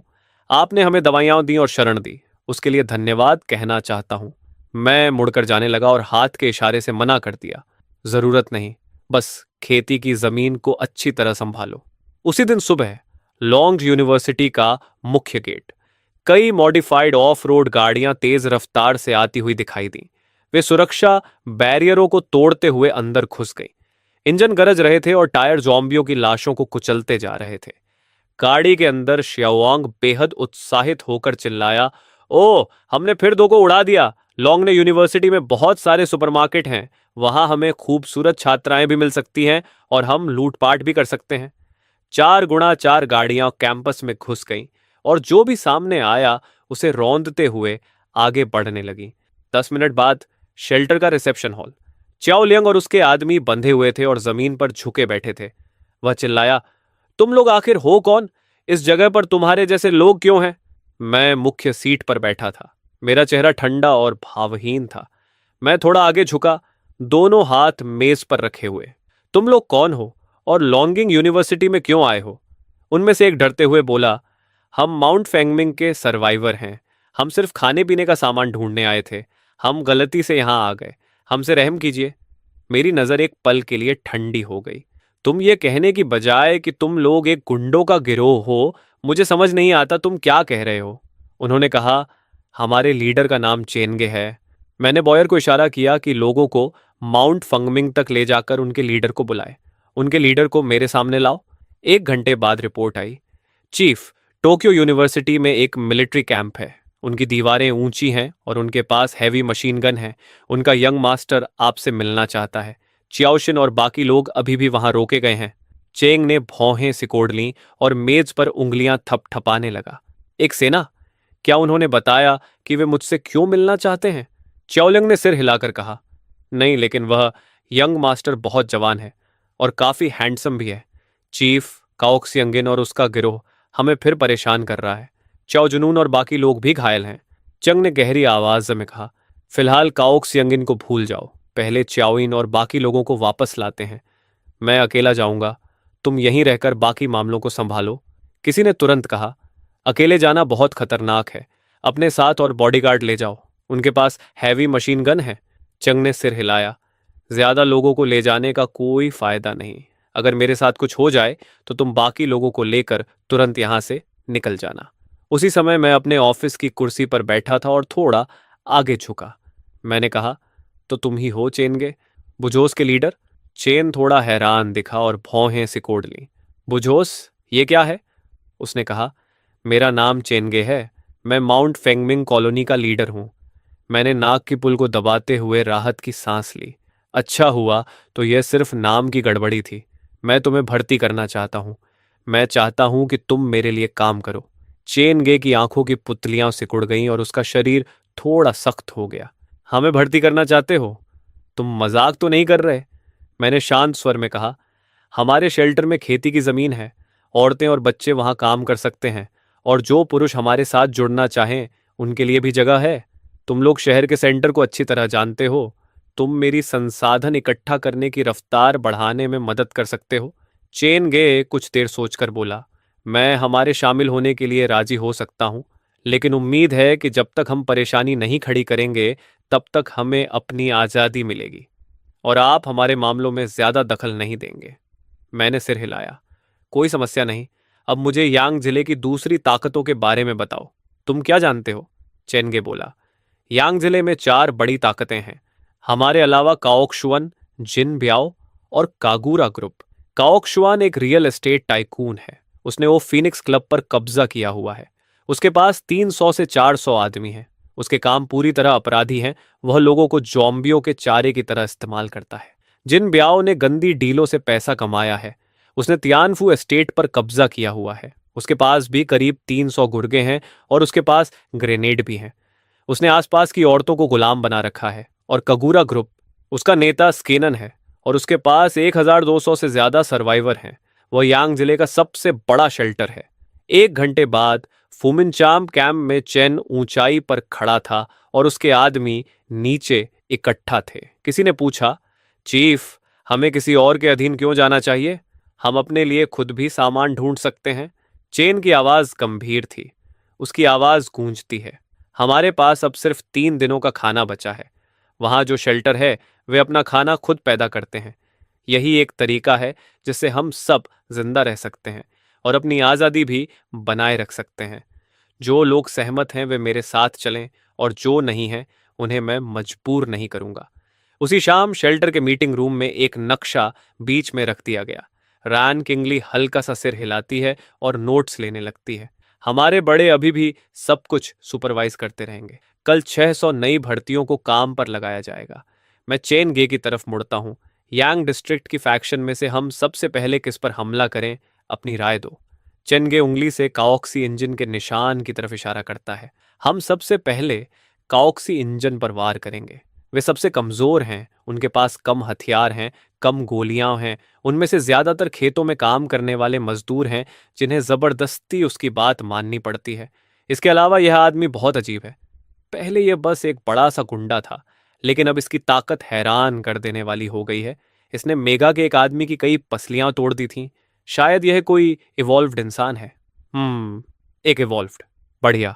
हम शुरुआत उसी से करेंगे। ये दूसरों के लिए एक उदाहरण बनेगा। 3 दिनों के अंदर हमला करने की योजना तैयार करो और काओक्सू इंजन को पूरी तरह खत्म कर दो। चिंता मत कीजिए डायरेक्टर, यह मिशन 3 दिनों से भी कम समय में पूरा हो जाएगा। यह हमारा वादा है। 4 लोग नक्शे पर झुके हुए हैं। उनके चेहरे गंभीर हैं और माहौल भारी है। ऑपरेशन की तैनाती आधिकारिक रूप से शुरू हो चुकी है। फीनिक्स पैलेस के एक कमरे में काओ सेंगिन एक भारी डंडा उठाकर लहरा रहा है। वह और उसकी बहन सुमोमो जमीन पर सिमटी हुई बैठी है और भागने की हिम्मत भी नहीं कर पा रही है। आज मैं तुम्हें ऐसी सजा दूंगा जिसे तुम कभी नहीं भूलोगी। डंडा नीचे गिरता है। कॉकशू इंजन का हाथ कस जाता है और सीटी जैसी आवाज के साथ डंडा जमीन पर जोर से गिरता है।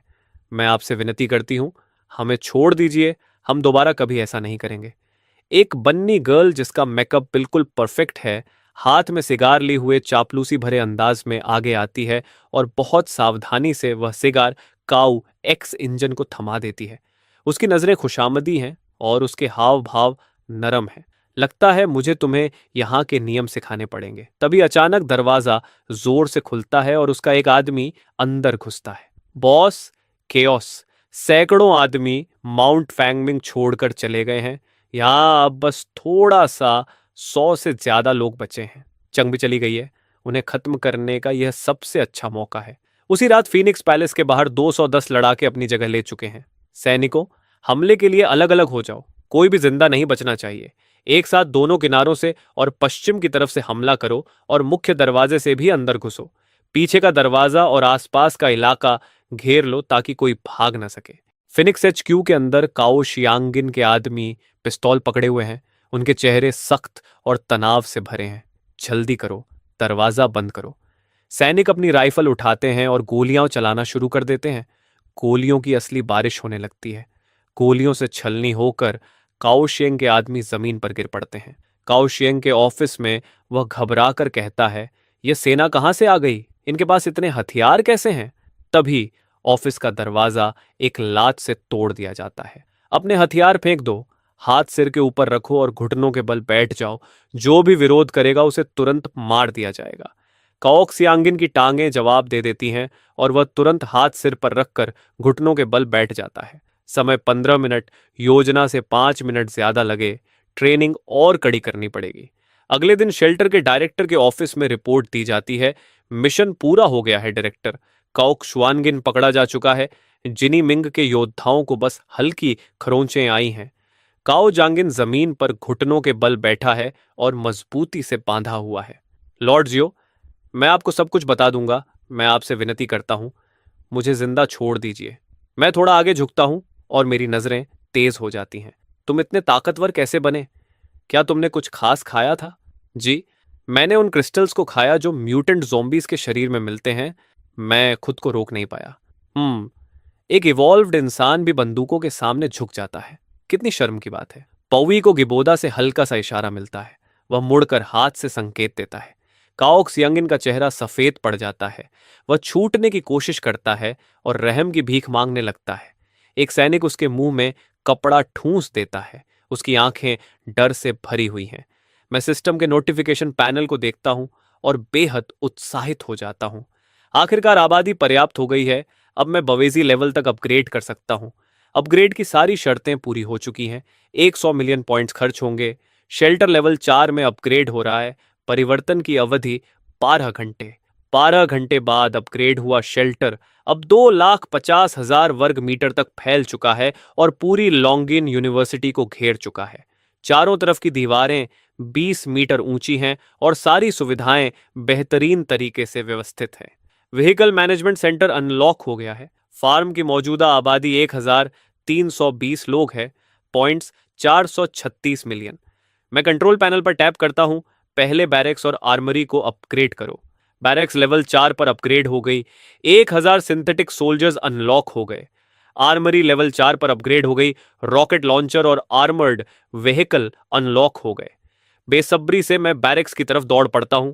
1,360 सैनिक लाइन में खड़े हैं और बो सबसे आगे खड़ा है। उसका चेहरा गंभीर और सम्मानजनक है। पुनर्गठन होगा। 3 पूरे बटालियन और एक रीइंफोर्स्ड बटालियन। पो को रेजिमेंट कमांडर के पद पर प्रमोट किया जाता है। शेल्टर के अंदर बचे हुए लोग ये सब देख रहे हैं। वे नई अपग्रेड हुई सुविधाओं को देखते हैं और उनकी आंखों में हैरानी साफ झलकती है। अच्छा हुआ कि हमने डायरेक्टर का साथ दिया। सुरक्षित रहने का यही एक तरीका है।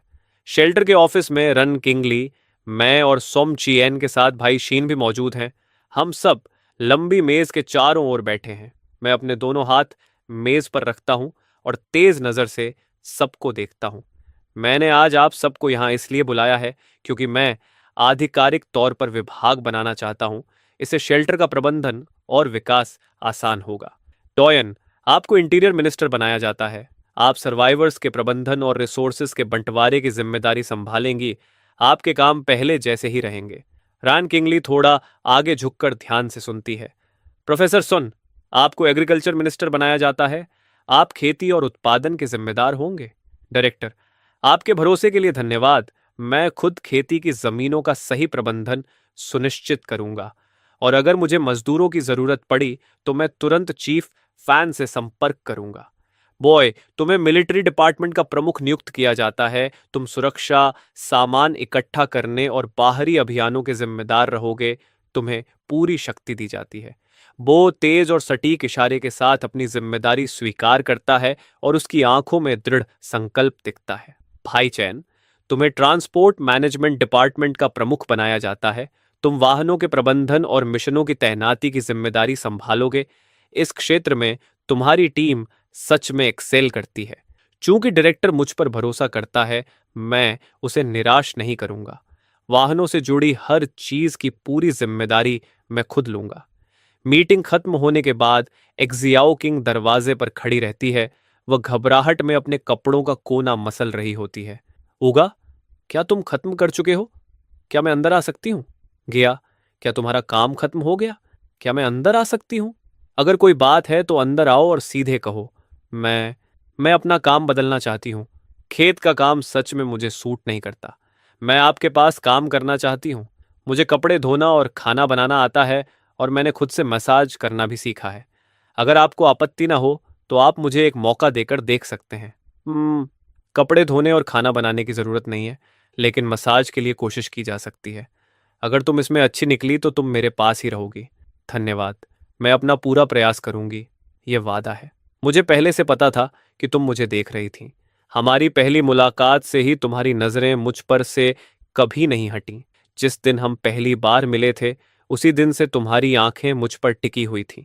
उसी समय यांग डिस्ट्रिक्ट के एक छोड़े हुए वेयरहाउस में बाहर गिनाफू घमंडी अंदाज में खड़ा है, और उसके साथ 30 से ज्यादा हथियारबंद आदमी हैं, जिनके चेहरे बेहद खतरनाक दिख रहे हैं। डायरेक्टर सू, अपने हाथ ऊपर उठाओ और आत्मसमर्पण कर दो। डायरेक्टर चो बहुत दयालु है, वह तुम्हारी जान बख्श देगा। वेयरहाउस के अंदर स्वीनियन का चेहरा थोड़ा पीला है, लेकिन उसकी नजरें दृढ़ हैं। वह कहता है, वह बूढ़ा युदा तो बस एक घटिया इंसान था, और तुम सिर्फ एक किस्मत से ऊपर आए हुए आदमी हो। यह तुम्हारा एकमात्र मौका है। तुरंत नियंत्रण हमें सौंप दो, नहीं तो मुझसे किसी दया की उम्मीद मत करना। यहाँ नियम मैं तय करता हूँ, तुम जैसे गद्दार। उस समय डायरेक्टर ने तुम्हें छोड़ दिया था, और आज तुम उसी भलाई का बदला बुराई से दे रहे हो। कितने बेवकूफ लोग हो तुम। आगे बढ़ो, सुसीनेंट को जिंदा पकड़ो। बाकी लोगों का मुझे कोई फर्क नहीं पड़ता।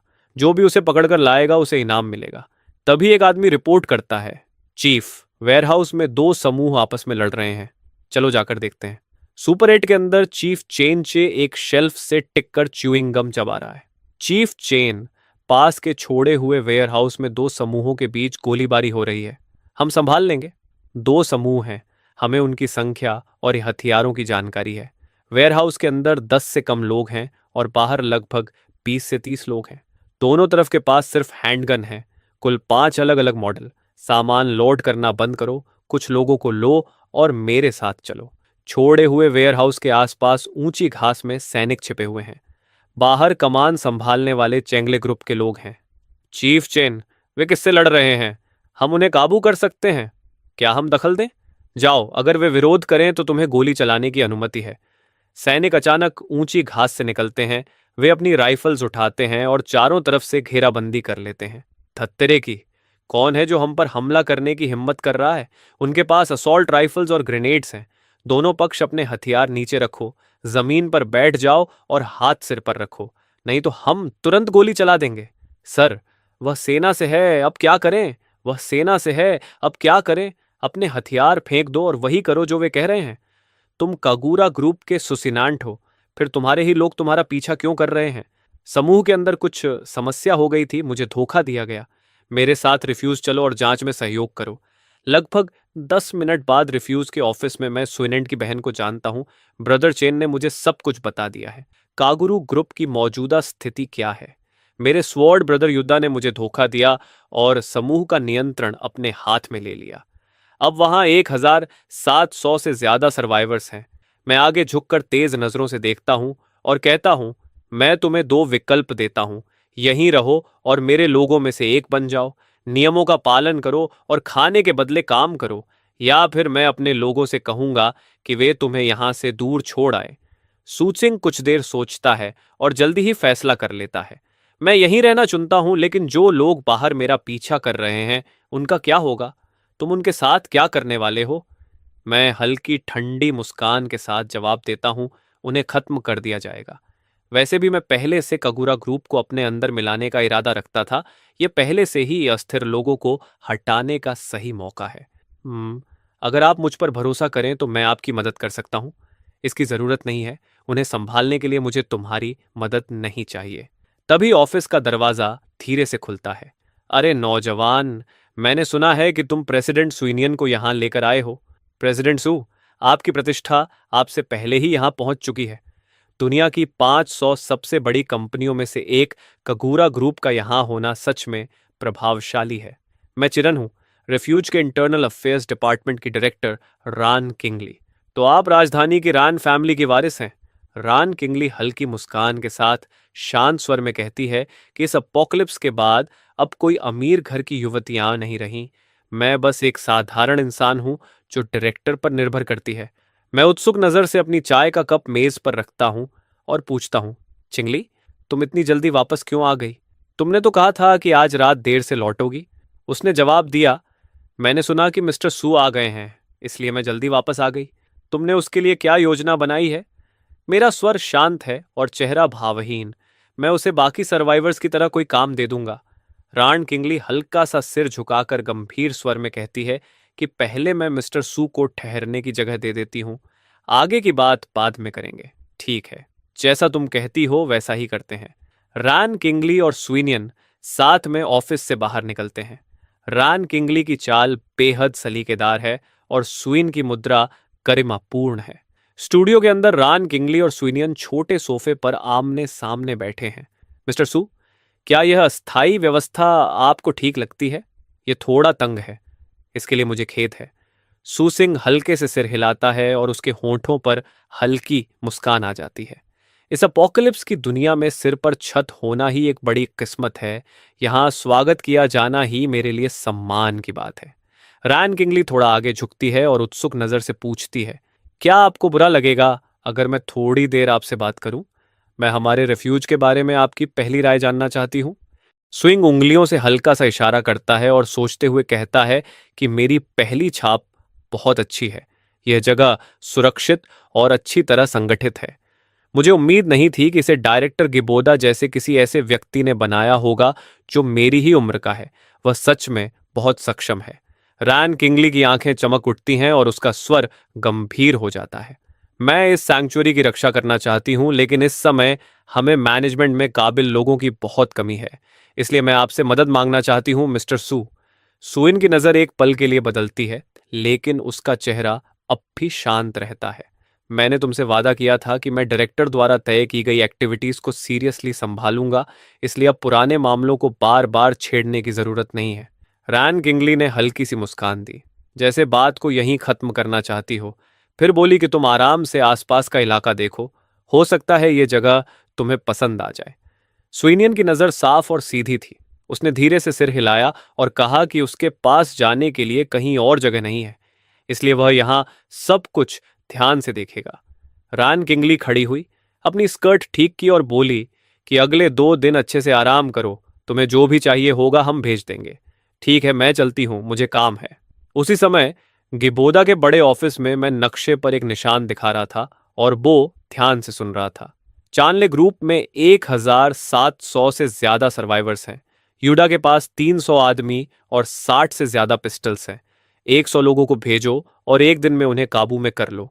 बो ने झुककर तुरंत मिशन स्वीकार किया और बोला कि जी डायरेक्टर, मिशन पूरा होगा, मैं इसकी गारंटी देता हूं। चेंगले ग्रुप के ऑफिस में युदा और जिन युयान सोफे पर एक दूसरे को गले लगाए बैठे थे। तभी अचानक युदा रुक गया और उसके माथे पर चिंता की लकीरें पड़ गईं। जिन युयान ने पूछा, प्रेसिडेंट यू, क्या हुआ? आप परेशान लग रहे हैं। डॉक्टर जिन और बाकी लोग अभी तक वापस नहीं आए। मुझे डर है कि उनके साथ कुछ हो गया होगा।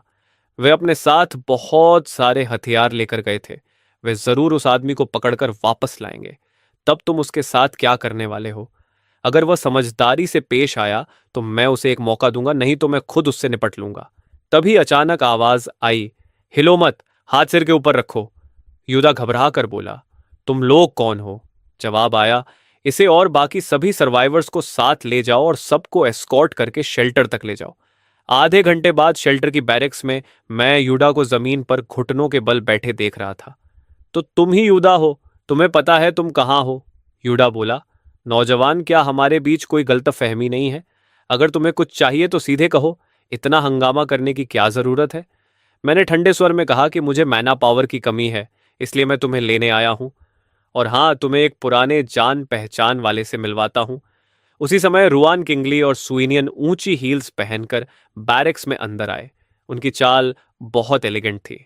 युदा ने हैरानी से कहा, प्रेसिडेंट सू, बहुत समय हो गया तुम्हें देखे हुए। सुइनियन, तुम यहां क्या कर रहे हो? मैंने उसे शांत स्वर में बताया कि तुम लोग प्रेसिडेंट सू का पीछा कर रहे थे। मैंने उसे बचा लिया और अब मैं तुम्हें मौका दे रहा हूं कि तुम अपना बदला खुद ले सको। यूदा घबरा गया और बोला कि प्रेसिडेंट सू, मुझसे गलती हो गई। मैं आपसे हाथ जोड़कर विनती करता हूं, मुझे छोड़ दीजिए। बहन, मैं तुम्हारा छोटा भाई हूं। मैं सच में सरेंडर करता हूं। स्वीनियन की आंखें ठंडी हो गईं और उसने कहा कि जब तुमने मुझे धोखा दिया था, जब तुम मेरा पीछा कर रहे थे, तब क्या तुम्हें हमारे भाई बहन के रिश्ते की जरा भी याद आई थी?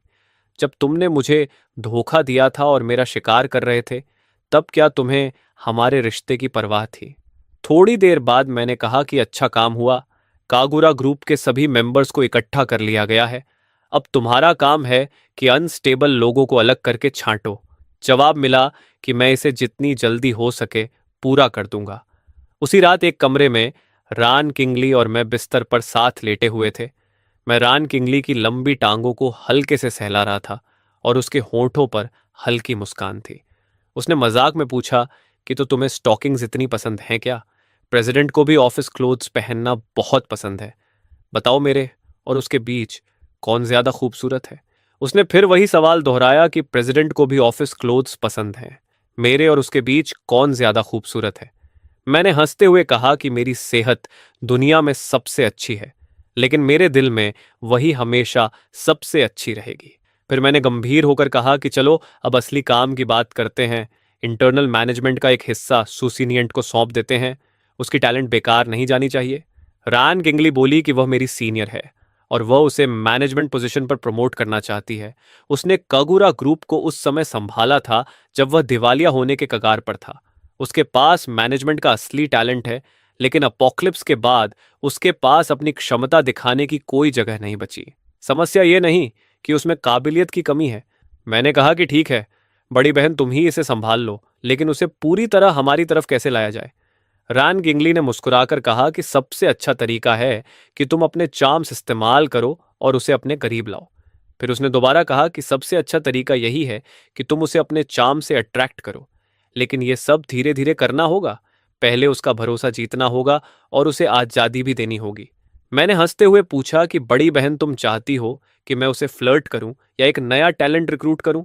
उसने कहा कि क्योंकि वह बहुत टैलेंटेड है, अगर वह सच में हमारे साथ जुड़ जाए तो यह शेल्टर के लिए बहुत अच्छी बात होगी, इसलिए मैं सिर्फ तुम पर भरोसा कर सकती हूँ। मैंने कहा कि मैं भी चाहता हूं कि शेल्टर के लिए और टैलेंटेड लोगों को रिक्रूट किया जाए। उसने मुस्कुराकर कहा कि मुझे इतनी उम्मीद नहीं थी। कोई भी तुम्हें निराश नहीं करेगा और वे सब तुम्हारे साथ मिलकर शेल्टर को आगे बढ़ाएंगे। उसी समय त्याने शहर में यूएक्सआई हॉस्पिटल कैंप के एंट्रेंस पर एक ऑफिसर और एक स्ट्रीमर खड़े थे, जिनकी आंखों में उत्साह भरा था। स्ट्रीमर ने उत्साहित होकर पूछा कि क्या आप लोग सच में गवर्नमेंट के अधिकारी हैं? कृपया हमें शेल्टर तक ले चलिए। ऑफिसर ने कहा कि हम गवर्नमेंट से हैं। यूएक्सआई हॉस्पिटल को शेल्टर में बदल दिया गया है और हम खास तौर पर तुम्हें लेने आए हैं। स्ट्रीमर खुशी से बोली कि वाह, अब हम आखिरकार सुरक्षित हैं। तभी मुझे कुछ अजीब लगा। इन सर्वाइवर्स के चेहरे बहुत खाली लग रहे थे और कुछ लोग हमें अजीब सी उदासी भरी नजरों से देख रहे थे। किसी ने कहा कि उनके परिवार के ज्यादातर लोग मर चुके हैं, इसलिए उनका उदास होना स्वाभाविक है। ऑफिसर बोला कि मैं तुम्हें उस जगह ले चलता हूं जहां तुम सोओगे और खाना मिलेगा। तभी कुछ लोग धीरे से बोले कि ये स्ट्रीमर्स तो सच में बहुत खूबसूरत हैं। बॉस, आज रात इन्हें संभालते हैं। दूसरे ने कहा कि पहले काम की बात करो। अब जब ये सब यहां आ चुके हैं तो ये भाग नहीं सकते। बाद में इनसे निपट लेंगे। उसी समय स्पोर्ट्स सेंटर के अंदर मैं बॉय और बाकी लोगों के साथ स्पोर्ट्स इक्विपमेंट के पीछे छिपा हुआ था और हमारी नजरें बीच मैदान की तरफ थीं। मैं उस म्यूटेंट जॉम्बी से नजर नहीं हटा रहा था। बो ने डायरेक्टर की तरफ देखा, जैसे पूछ रहा हो कि क्या टारगेट को अभी खत्म कर दे। मैंने होंठ भींचकर दृढ़ आवाज में कहा कि शुरू करो। वह म्यूटेंट जॉम्बी बहुत विशाल था। वह बिना किसी मकसद के इधर उधर घूम रहा था और उसके भारी कदम जमीन को हिला रहे थे। तभी आसमान से करीब 10 गोल ग्रेनेड्स नीचे गिरे। ग्रेनेड गिरने की आवाज सुनकर म्यूटेंट ज़ॉम्बी अचानक पलटा, जोर से गरजा और ग्रेनेड्स की तरफ झपट पड़ा। अगले ही पल ग्रेनेड्स एक के बाद एक फटने लगे। आग की लपटें आसमान तक उठ गईं और धुआं और धूल चारों तरफ फैल गई। जब धुआं धीरे धीरे छोटा तो म्यूटेंट ज़ॉम्बी सिर्फ फटे हुए मांस का ढेर बन चुका था। बो ने रिपोर्ट दी कि डायरेक्टर टारगेट सफलतापूर्वक खत्म कर दिया गया है। बो के हाथ में एक सफेद चांदी जैसा प्यूरिफिकेशन क्रिस्टल था जो हल्की रोशनी छोड़ रहा था। किसी ने कहा कि यंग मास्टर, हमें एक पूरा प्यूरिफिकेशन क्रिस्टल मिला है। मैंने कहा कि बो, इसे लो और ट्रांसफॉर्मेशन का इंतजार करो। बो गंभीर चेहरे के साथ आगे बढ़ा। उसने क्रिस्टल उठाया और उसे निगल लिया। शेल्टर लौटने के बाद रान किंगली और मैं रेडियो के पास बैठे हुए थे। रेडियो से घोषणा हो रही थी कि यूएक्सआई हॉस्पिटल ने आर्मी के साथ मिलकर एक शेल्टर बनाया है और सर्वाइवर्स इस नंबर पर संपर्क करके रेस्क्यू के लिए कॉल कर सकते हैं। हॉस्पिटल यूएक्सआई, मुझे लग रहा है कि यहाँ कुछ गड़बड़ है। रैन किंगली हल्का सा आगे झुकती है। उसकी नजर उलझन से भरी हुई है। जूनियर, तुम्हें क्या संदिग्ध लग रहा है? मैं गंभीर होकर कहता हूं, शहर में अभी तक कोई सेना तैनात नहीं है। ट्रैफिक पूरी तरह ठप पड़ा है। ऐसे में यह नामुमकिन है कि आधिकारिक बचाव दल सबसे पहले यहां पहुंच जाए। यह बहुत बड़ी कोइंसिडेंस है। तभी कोई जल्दी से आकर कहता है, डायरेक्टर, खेती वाली जमीनों पर समस्या हो गई है। मंत्री सोम गिर पड़े हैं और बेहोश हैं। मंत्री सोम के कमरे में सोमयन बिस्तर के पास झुकी हुई है। रोते हुए अपने पिता का हाथ कसकर पकड़े हुए कह रही है, पापा, मैं आपसे विनती करती हूं, जाग जाइए। फिर वह घबरा कर पूछती है, डॉक्टर वांग, आखिर इन्हें हुआ क्या है? डॉक्टर वांग थोड़ा झेंपते हुए अपने हाथ मलते हैं और कहते हैं, इनके पेट के दर्द और कोमा के कारण काफी जटिल है। हमारे पास जांच करने का सही इक्विपमेंट नहीं है, इसलिए मैं कोई डायग्नोसिस नहीं दे सकता।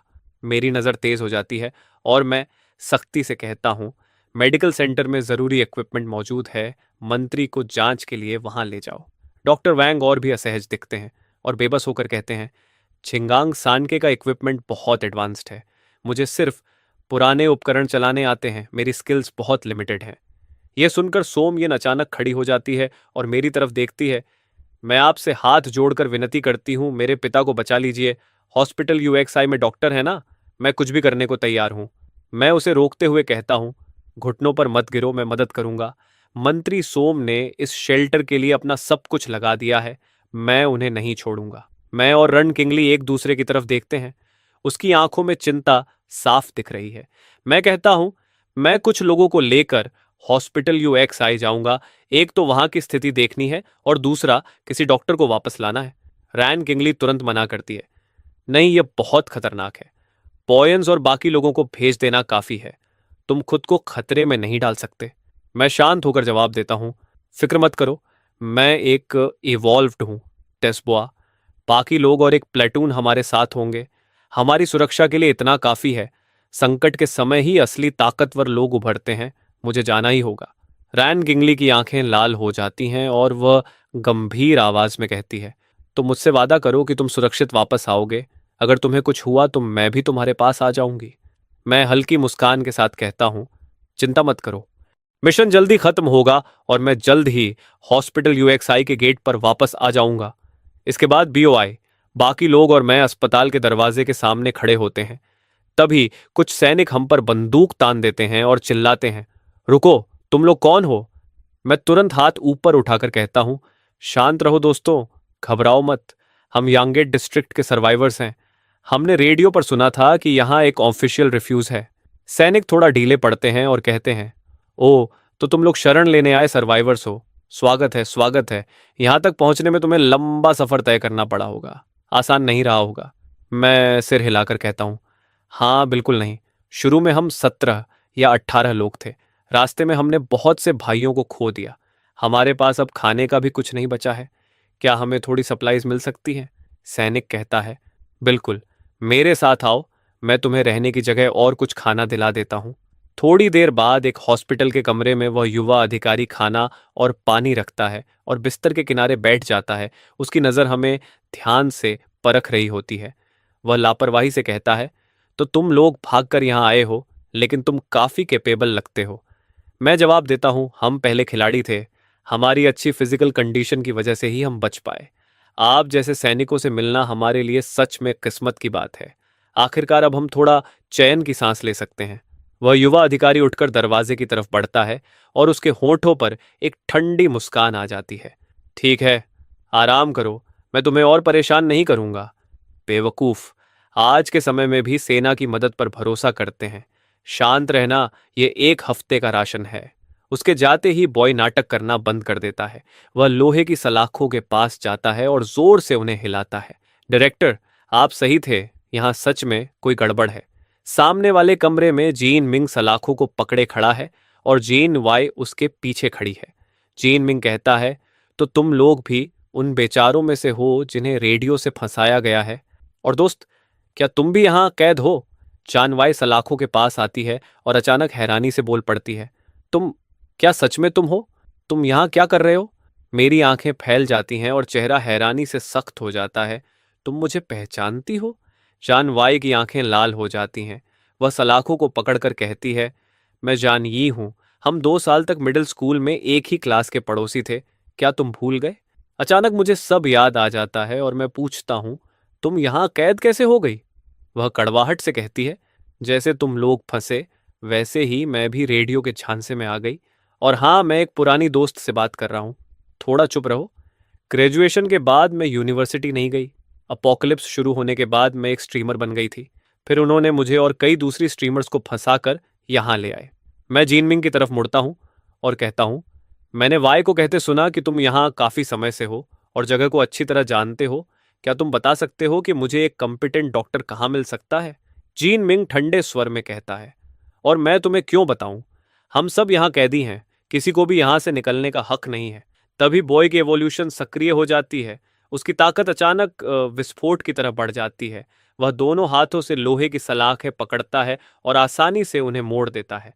सलाखें जोर से अलग हो जाती हैं। बॉय गरजते हुए कहता है, बॉस ने सवाल पूछा है, ईमानदारी से जवाब दो। वह तेजी से सामने वाले कमरे में जाता है, दूसरी लोहे की जाली भी तोड़ देता है और जीन मिंग का कॉलर पकड़कर उसे घसीटते हुए गिबोदा के सामने ला खड़ा करता है।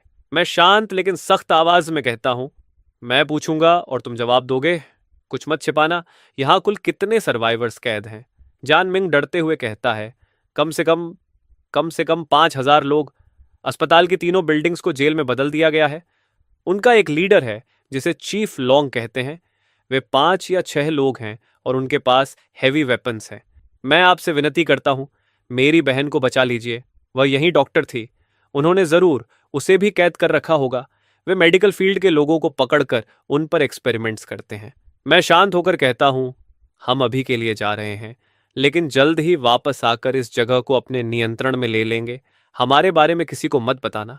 जान नवाई मेरी तरफ देखते हुए कहती है, गिबोदा, मुझे तुम पर भरोसा है। जब से हम अलग हुए हैं मैं किसी और के साथ नहीं रही। कोई भी तुम्हारी जगह नहीं ले सकता। यह सुनकर मेरा चेहरा एक पल के लिए डर और झिझक से जम जाता है।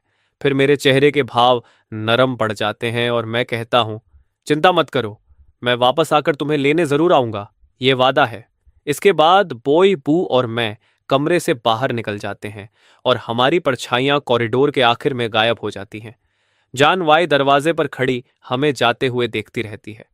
थोड़ी देर बाद जब बॉय और बाकी लोग भाग निकलते हैं तो हम एक गार्ड को पकड़ लेते हैं। वह घबरा कर कहता है, तुम लोग कौन हो भाई? तुम्हें इसके लिए माफ नहीं किया जाएगा।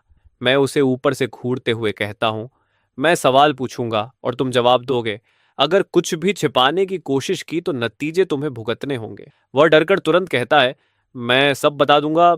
हम हम गैंगस्टर हैं। हमारी यूनिफॉर्म और हमारे हथियार हमें एक रहस्यमयी ताकत ने दिए थे। उन्होंने हमें आदेश दिया था कि हम बचे हुए लोगों को जाल में फंसाकर उन्हें एवरीडे हॉस्पिटल की तरफ खींच कर लाए, और हर दिन हमें करीब 10 सर्वाइवर्स को बेसमेंट में भेजना होता था। लेकिन वहां से आज तक कोई भी वापस नहीं आया। वही रहस्यमयी ताकत हेलीकॉप्टर से हमें सामान भी पहुंचाती थी और बेसमेंट का दरवाजा भी वही लोग कंट्रोल करते थे। अब चाबी किसी काम की नहीं रही। इसे ले जाओ। आधी रात को हमला करेंगे। सबसे पहले हम यूएक्सआई हॉस्पिटल पर कब्जा करेंगे। उसके बाद हम उनके नेताओं से उस रहस्यमयी ताकत के बारे में पूछताछ करेंगे। मिशन जरूर पूरा होगा। ये बेकार लोगों का गिरोह आधे दिन के अंदर खत्म कर दिया जाएगा। किसी भी सर्वाइवर को मत छोड़ना, उनमें से किसी को भी जिंदा मत रहने देना और सारे बचे हुए लोगों को बचाना। 1 घंटे बाद लड़ाई खत्म हो चुकी थी। बहुत सारे सर्वाइवर्स यूएक्सआई हॉस्पिटल के चौक में इकट्ठा हो गए थे। सभी सर्वाइवर्स वहां जमा थे और मैं उनके सामने खड़ा था। उनकी आंखों में मेरे लिए गहरी कृतज्ञता भरी हुई थी। तभी सिस्टम की एक नोटिफिकेशन गूंज उठी। शेल्टर का लेवल बढ़कर लेवल 5 हो गया। 1 साल बाद मैं शेल्टर के अंदर टंगी हुई प्रोविंस की मैप के सामने खड़ा था। रान किंगली, जियान यी, भाई चेन, स्विंगियन, लू रुया और बाकी सभी लोग मुझे घेर कर खड़े थे। उनके चेहरों पर खुशी चमक रही थी। मेरी नज़र नरम थी और मैं भीड़ को देखते हुए मुस्कुरा रहा था। सर्वाइवर्स अब शांति और खुशी से जी रहे थे। खेतों में भरपूर फसल उग रही थी। सारी सुविधाएं अच्छी तरह से व्यवस्थित और पूरी थीं। गिबोडा ने अपनी बाहें खोलकर अपने आस-पास के लोगों को गले लगा लिया। जब तक तुम सब यहां हो, यह जगह दुनिया की इकलौती सुरक्षित शरण है। सब एक दूसरे को देखकर मुस्कुराए और गिबोदा के करीब आकर उससे लग गए। उसकी नजर नरम थी और उसका चेहरा खुशी से चमक रहा था। The end.